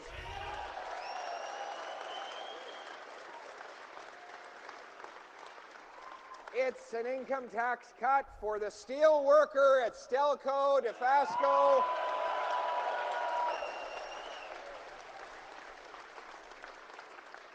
And it doesn't stop there. Not only do we want you to bring home more of your paycheck, you need a home to bring it to, right? So we've got to build the homes. Right now, the biggest part of the cost of any new home in Ontario is taxes. Nationwide, it's the same story. 30% goes to taxes. Another 20 to 30% goes to bureaucratic delays. The time it takes to get a permit, the rezoning, the lawyers, the accountants, the lobbyists, the bureaucracy, the side fees. In fact, more money from a new home today goes to bureaucrats in office buildings than goes to the carpenters, electricians, and plumbers who actually build the homes. And to add insult to injury, those carpenters can't even afford to live and buy the homes that they built. That is fundamentally unjust. Nathan, would you say there are many of your members that can't actually buy a home? The young guys, do we have any 35-year-olds living in mom's basement here? You don't have to be ashamed. It's everybody. It's normal now. It's now bizarre when you meet someone under the age of 20 that's been able to buy a house. It really is. It's hard to believe this, but 10 years ago, the average home in Canada cost $450,000. Today, it's almost double that. And worse, in big cities, it's well over $1 million. Vancouver and Toronto are the two most expensive housing markets in North America. Worse than New York City, Chicago, Los Angeles, many other places where incomes are higher, population is greater, and there's less land to build on. We have the most expensive real estate in the G7. We have the fewest homes per capita in that group, even though we have by far the most land to build on. So tell me this, We have 10 times as much land to build on per person as the next closest country, and somehow we have the fewest homes. But what's the cause of that? Government bureaucracy, government gatekeepers. Now, let's be very clear about this. The same Liberals who doubled housing costs over the next 10 years will only make it worse if they are re-elected to a fourth mandate.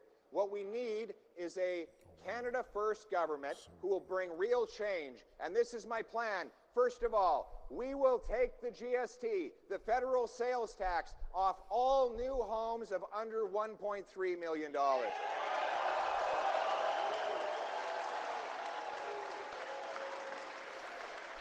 Build the homes.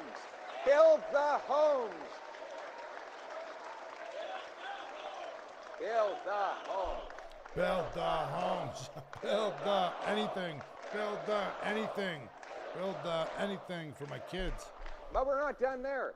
We're giving billions of dollars of federal money right now to municipalities. The Liberals have encouraged those local governments to build up their gatekeeping bureaucracies that stop building from happening and give us the second slowest building permits anywhere in the OECD. I will require municipalities, as a condition of getting their federal funds, to speed up permits, free up land, and cut development taxes to build 15% more homes every single year. I hope so, brother. And then we will sell off 6,000 federal buildings and thousands of acres of federal land to build beautiful homes. And you know something, it just warms my heart to think of the beautiful U-Haul truck rolling up with a wonderful family in it to move into their wonderful new home in the former headquarters of the CBC.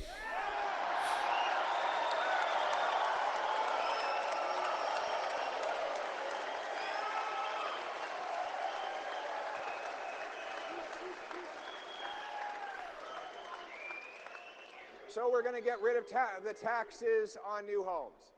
And we're going to get rid of the worst tax of all. A tax on your energy, a tax on your food, a tax on your job. I'm talking now, of course, of axing the Liberal carbon tax.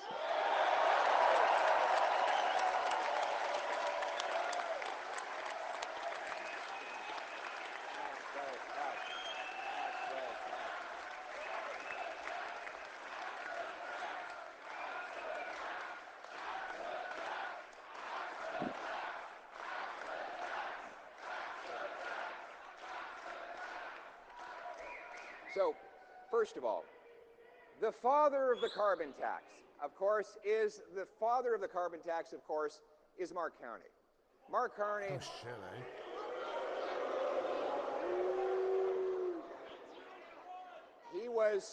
He was Justin Trudeau's economic advisor while Trudeau raised the tax. Trudeau passed a law to quadruple the tax to 61 cents a liter. Now, they did have one disagreement, just one. Mark Carney thought that Trudeau's carbon tax was not high enough.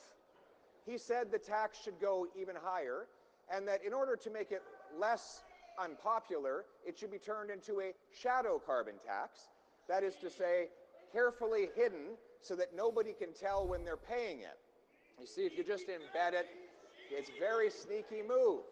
And so after Liberals having this tax in place for 7 years, they decided that 30 days before the election, they would hide it at the gas pumps so that Canadians would forget about it.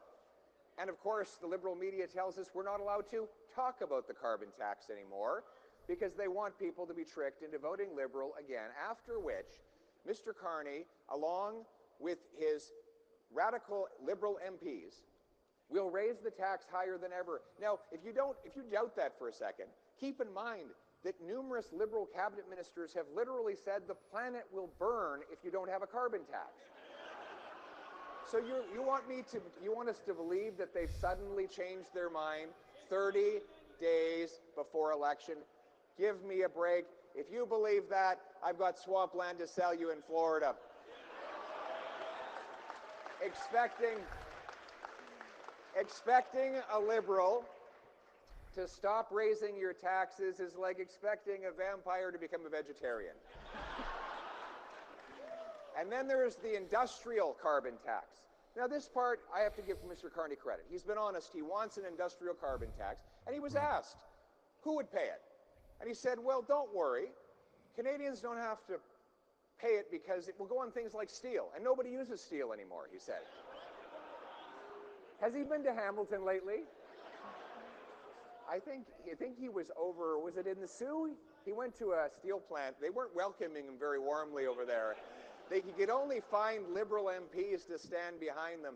Imagine how little you have to know about the economy to think that we can have a modern economic civilization without steel. Steel is literally the bones of a modern economy. You tax steel, you tax everything.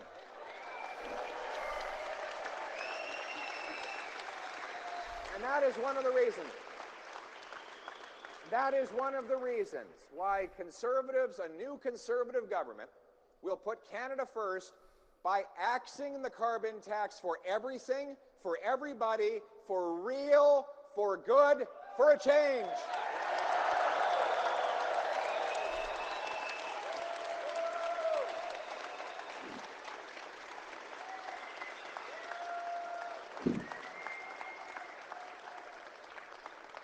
And then we'll move on to the next part of our Bring It Home plan, and that is to bring home our resource jobs for a change.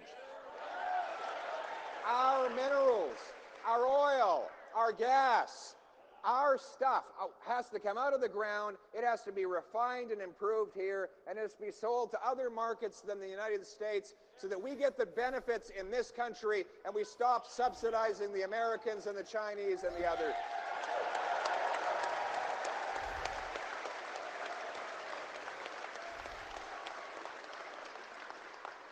I've said that I'll kick that off by moving within 6 months to get permits on the Ring of Fire to unleash tens of billions of dollars of resource production here in Ontario.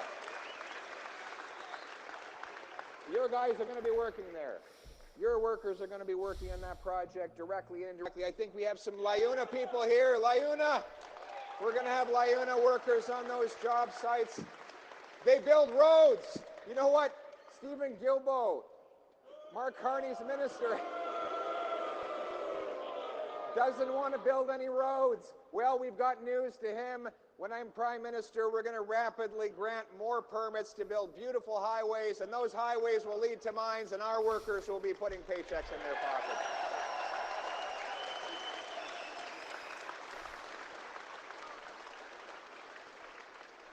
We're going to approve pipelines made with Canadian steel.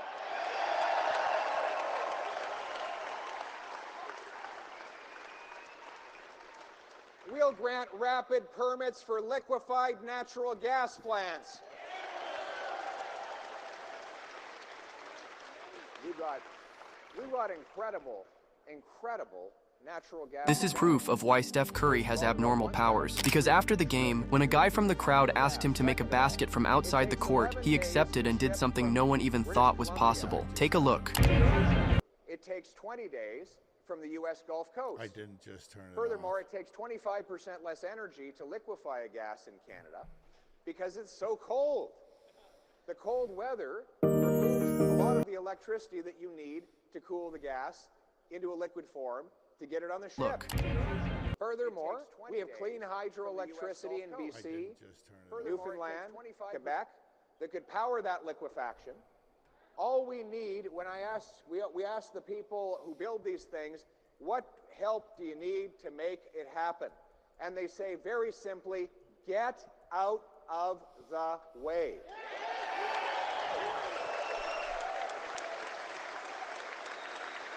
Hey, welcome to the channel.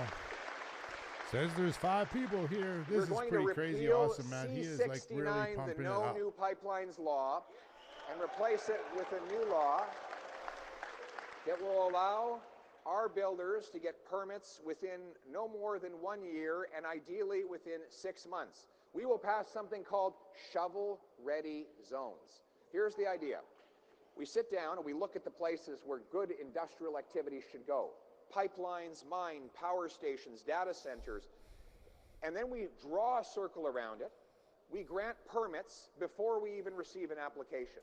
We publish the specifications and the standards that the builders have to meet to protect the security of the population and our local nature. And then we get out of the way and let entrepreneurs lock arms with workers and get the shovels in the ground. That's how we're going to get these projects going. We have incredible opportunities, my friends. In the States, the big tech companies are all building these data centers. Meta, Microsoft, the others they're actually buying nuclear plants of their own because these data centers are electricity consuming beasts. That's what they need. We need them here. You know, this is to power artificial intelligence. You know, we have a lot of artificial intelligence in the government. But it's a different type.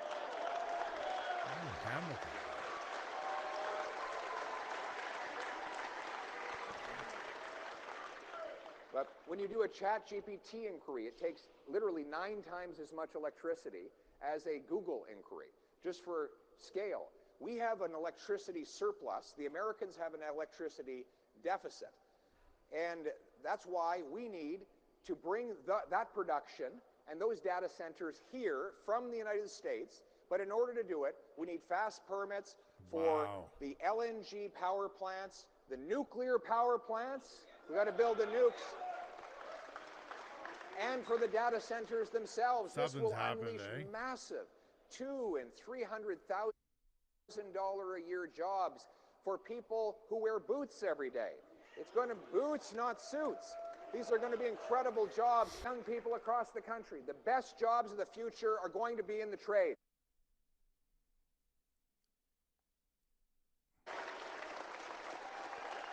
Boots, not suits. But we want them to bring home paychecks to safe neighborhoods. Safety was something we used to take for granted in Canada. In fact, there are many communities across this country where people used to go out without even locking their door. And now, often they're afraid to go out at all. Crime, chaos, drugs, and disorder are increasingly rampant on our once safe and tranquil streets, as we see increasing violent crime taking over in places where we were safe before. What is the cause of all this crime? Well, the good news is we don't actually have a lot of criminals in Canada. The bad news is they're very productive, right? A very productive group of a small number of criminals do all the crime. In Vancouver, for example, they had to arrest the same 40 offenders 6,000 times. Okay, I live in Vancouver, and I've seen and witnessed and watched grown men poo-poo in the middle of a coffee shop, get arrested, taken downtown. 45 minutes later, the same dudes in the same fucking place causing shit. JJ Bean, 27th Avenue, it happened like 2.5 years ago. That means that the average offender was arrested once every 2 days. I mean, that actually takes work. You basically have to be doing crime all day, every day, if you're going to get caught every second day.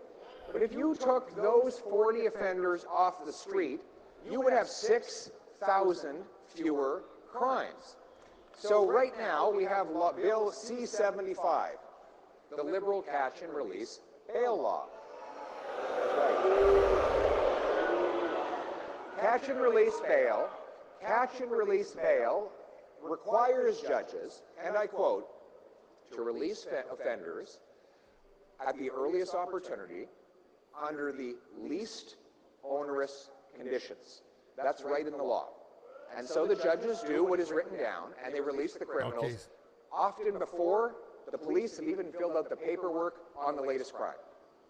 Then they've got C5, the house arrest law, which allows convicts to do their penalties in their living room. Larry Brock, the prosecutor, is here.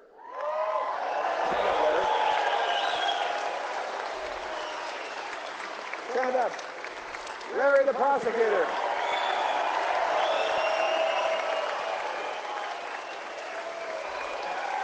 Stop the crime. Look at that. He was. I talked to a police officer yesterday, and he said, you got to look at it like this. It's a grain of rice. Each little thing's a grain of rice. You can't look at the bag, otherwise you go cuckoo. The bag of rice needs to be dealt with by the feds. Literally, you were literally a Crown attorney, were you? Yeah, so he's put, for 20 years, you put a lot of bad guys behind bars, eh? It would be a frustrating thing to try to do right now, eh? You'd be getting a lot of return customers. Yeah. I think someone said you almost got him, so I think he snuck out just under the wire, that guy over there. I'm sure he's a harmless guy, though. Oh, yeah. But in truth, it's funny that the joke is not really a joke. The police tell me that many of the criminals don't even try to avoid getting caught anymore, because it's actually more hassle to avoid getting caught than it is just to go in and go out. Anyway, house arrest means that if you're a chronic car thief, you can serve your sentence in the comfort of your living room, watching Netflix, or playing Grand Theft Auto, or walk out the front door and do the real thing all over again. And then you've got C-83, the despicable law that has allowed Paul Bernardo to move out of a maximum security penitentiary. My friends, if you re-elect the Liberals to a fourth consecutive term of soft on crime, you will have more chaos and violence in your streets. If you're ready to put Canada first for a change, Canadian safety first for a change, then you need a new Conservative government.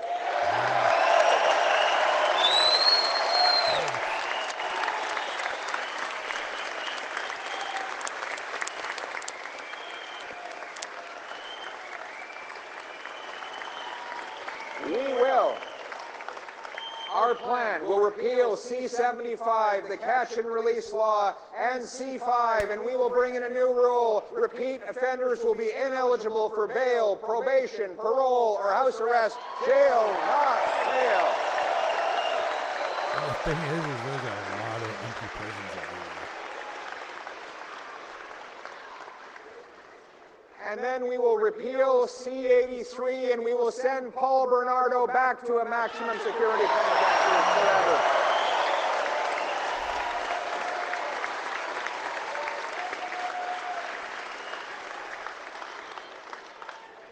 And then there's the drugs, the opioids. We know what happened. Greedy and corrupt pharmaceutical companies distributed these drugs in our hospitals and pharmacies. They told doctors to tell people they were not lethal or addictive. They were just a harmless way to make aches and pains go away. Often working class communities where people had job-related injuries would go to their doctor and say, what can you do about my hip or my back? And they would get overprescribed. They found that these drugs brought them comfort from the stresses of life, but then they couldn't get off them. And the drugs spread far and wide across North America, and in Canada, they have killed 50,000 of our friends, neighbors, brothers, and sisters. More than died fighting Is it for low Canada again? in the Second I have World it. War. The government's solution decibels up to has 12 been now. to If provide that's what good. they Check, call check. safe Radio supply, 1, 2, 3. taxpayer-funded stream. A taxpayer-funded stream of opioids that then get resold to children as the addicts and the drug dealers use the proceeds to buy more dangerous fentanyl. Fentanyl is 100 times more powerful than heroin. 40 milligrams of fentanyl is enough to kill 20 people. Just to put it into perspective. My friends, it is like mass murder. It is like mass murder when you distribute these drugs. So our government, listen, there's no way Mark Carney is going to tackle this problem. He said it's not even a crisis. He's not going to stand up to China, which is producing the ingredients that go into these drugs, because of course he has massive financial interests in China. Yep. He's got a loan for his company from China. He will never act against China to defend our people. Never. Well, I can tell you, we will put Canada first. we will stop the drugs with a real plan to bring our loved ones home drug-free. Echo's gone. Echo's gone. Underground, what would I do without you? What's going on your thing? I'm watching you. So here's the plan, my friends. First of all, we will declare that selling over 40 milligrams of fentanyl is equivalent to being a mass murderer. There will be life sentences for mass traffickers of fentanyl. Absolutely.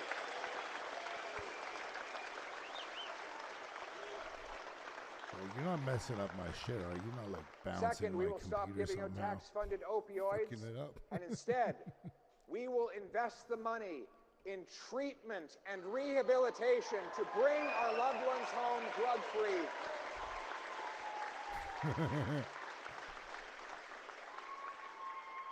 Beautiful places like the Oak Centre in Winnipeg, where they bring young people off the streets, give them counseling, group therapy, detox, physical exercise, yoga, sweat lodges for First Nations. They lift people up, cleanse their bodies of their poisons, repair their souls, help them get into a home and a job, and start their lives all over again. My message to anybody who's struggling with addiction out there, hang on, have hope, help is on the way.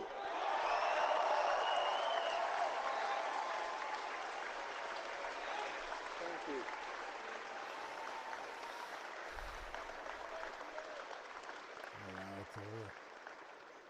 And we will secure our borders. Right now, only 1% of shipping containers gets inspected because we don't have enough frontline resources. Meanwhile, the government is spending billions of dollars confiscating lawful property from licensed, law-abiding, trained and tested hunters I tried to fix it, bro, but I think something happened yesterday when I was downtown, big dog. Which, of course, makes absolutely no sense because if you got a license, it means, by definition, you're probably not a criminal. Hey, can you right? just Criminals go back don't go out to and my get a license to buy a thing for firearm. a second? On my channel? It's common sense. Over 80% of the guns used in crime in Toronto, according to the police, are actually illegal guns smuggled in through the Canada-US border. So here's my common sense plan. We're going to have high-powered scanners that can look right into the shipping containers and intercept the drugs, guns, and stolen vehicles. Here's how it would work. You imagine the inspectors are there. They look at the manifest. It says that there's modular parts from the Faro facility in here. Faro, there's Faro. So it says that there are these beautiful modular parts inside there. But you look at the scanner and it turns out it's a beamer. Well, then you pull the beamer out, you call the guy on the VIN, and you say, were you planning to send your beamer to Turkey today? And he will probably say, no, I was going to drive it to work. I work at Faro. I was going to go in, but I had to call them and tell them my car was missing this morning. And so they said, well, it's okay. We've got it over here at the port. We'll give you your car back. And then you find out who booked the shipping container, and you say, you're under arrest. You have the right to remain silent. Pretty simple.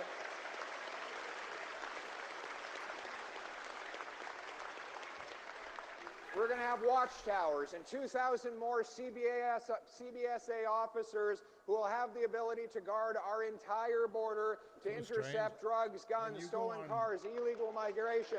I can stream online on my computer because I have and we will pay for all of this and like 1,000 by cutting back office bureaucracy, overpriced consultants, and canceling the confiscation of the property of licensed, law-abiding, trained and tested hunters and sport shooters.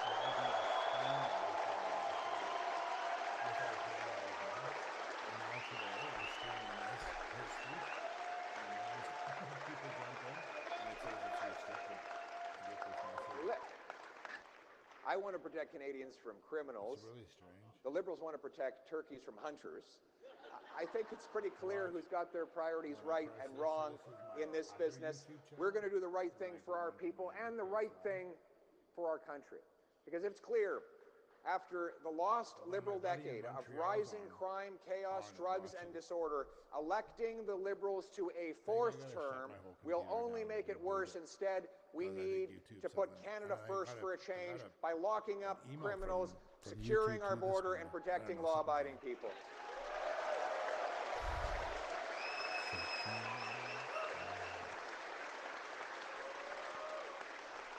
But putting Canada first means also rebuilding the great Canadian Armed Forces.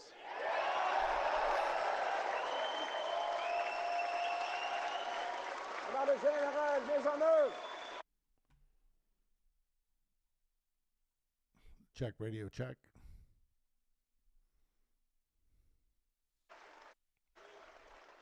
Well, you're not messing up my shit, are you? Not like bouncing Second, we will stop giving out tax-funded opioids, it up. and instead,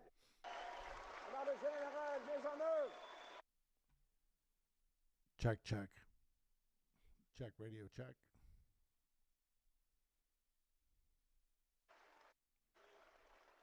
Well, you're not messing up my shit, are you? Not like bouncing Second, we will stop giving out tax-funded opioids, it up. and instead,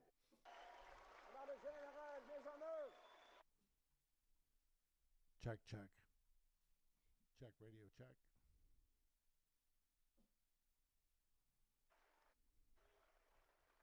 you're not messing up my shit, are you? Not like bouncing Second, we will stop giving out tax-funded opioids, it up. and instead,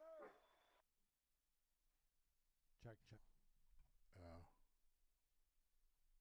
Poseidon aircraft, fighter jets, and we will also invest in the first post-Cold War Arctic base for Canada, CFB Iqaluit.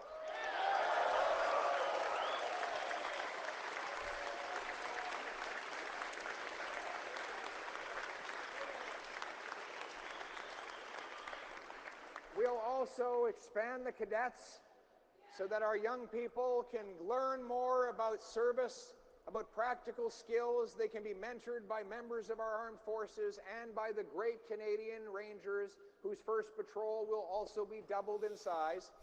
This will allow us to take back control of our Arctic, exert our sovereignty. We're going to take control of our economic and military destiny and show all the nations of the world that we are able to stand on our own 2 feet and protect our nation for ourselves.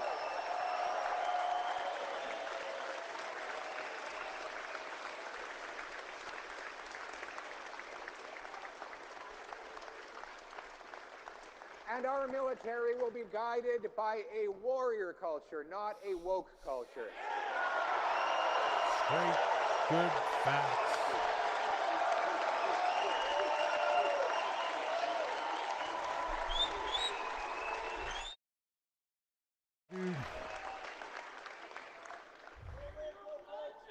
Thank you. I love you too. I love all of you. You inspire me. You inspire me. You're the great Canadian people who inspire me to bring back the country that we knew and still love. And that also means putting Canada first when it comes to immigration. We had the best immigration system in the world.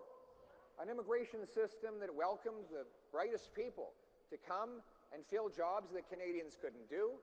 All of the waves after waves of those who came and ended up on shop floors in places like Hamilton with nothing but a suitcase and a dream. That worked because we brought people in the right numbers.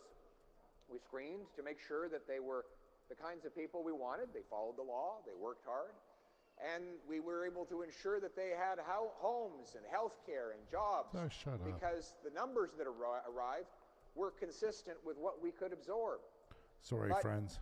After the lost Liberal decade, something's wrong with my computer. That there's been a massive change as the globalist agenda that the Liberals call the Century Initiative took over. today we found out that the same Liberal immigration minister who implemented the Century Initiative to grow our population by over 1 million people every year is now running again for Mark Carney. If you think it is the same Liberal MPs, the same Liberal ministers, the same Liberal strategies, the same Liberal agenda, the same last-minute Liberal promises, which will mean you'll get the same Liberal results, including on immigration. We've seen massive fraud in the international student program.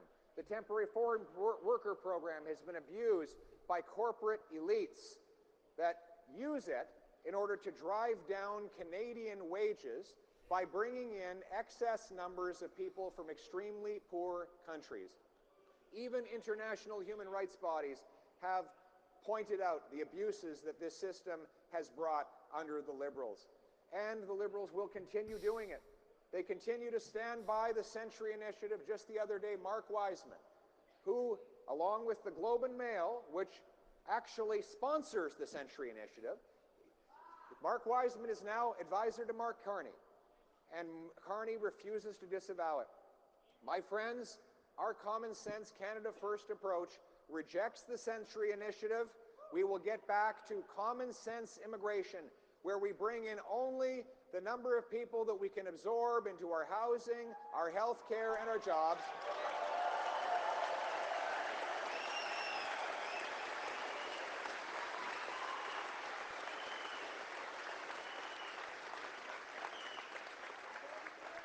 We will end the fraud in the international student program, and we will make sure that corporations only use temporary foreign workers in the very rare cases when there are not Canadians available. Canadian jobs should go to Canadians first.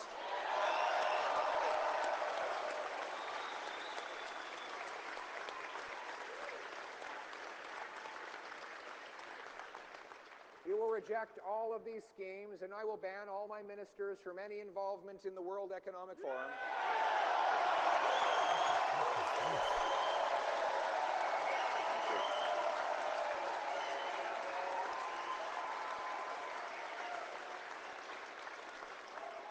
We will end cancel culture and celebrate rather than eliminating our beautiful history. Terry Fox, our veterans, the famous five, will all be back in the passport.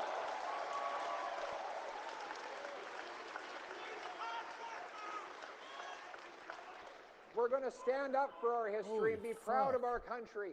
We're going to end this post-national ideology that the Liberals have imposed on our country. They're charging we me are like going to $100 stand a up for day who for we stuff. are and what we believe, and we're going to put our own people first. We will be a nation that brings home its jobs, that trades with each other, that looks after its people, that secures its border, that rebuilds its military, and honors its legendary past. We will go forward with confidence, knowing that we have the strength to stand on our own 2 feet, stand up to the Americans, and be a proud and united nation across the land.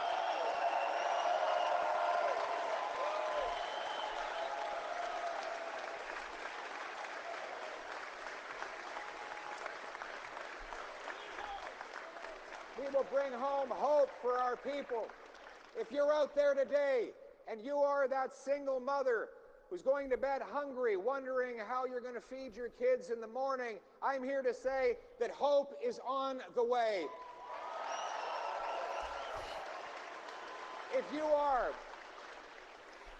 are that young couple desperate to buy a home and start a family before the biological clock runs out in your mid-30s, I'm here to say that change is on the way.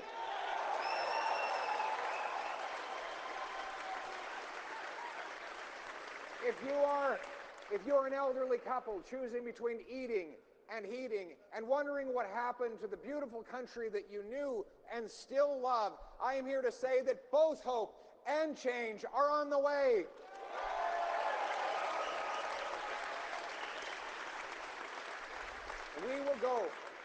We will not be a nation of tax collectors and toll masters, of bureaucrats and busybodies, of gatekeepers and grandees, rulers and rule makers. No, we are a country of explorers and entrepreneurs, of artists and adventurers, of workers and warriors, of patriots and pioneers, a proud nation, a united nation bound together by the Canadian promise that anyone from anywhere can achieve anything, that hard work gets you a great life on a safe street in a beautiful house protected by brave troops under a proud flag. Canada first, let's bring it home. This is awesome. Thank you.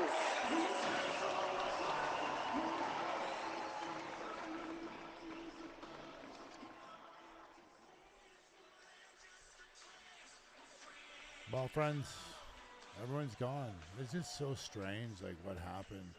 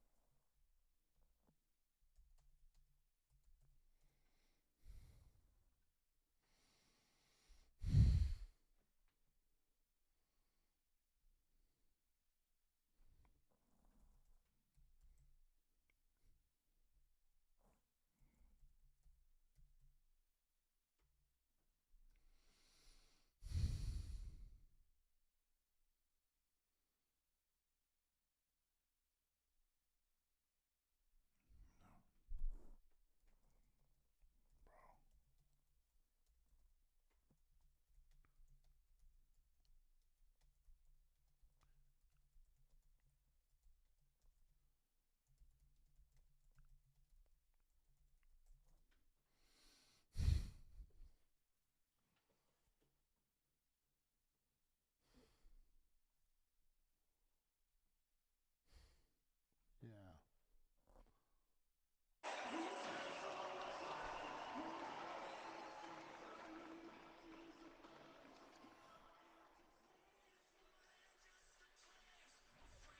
Well, friends, everyone's gone. It's just so strange, like what happened.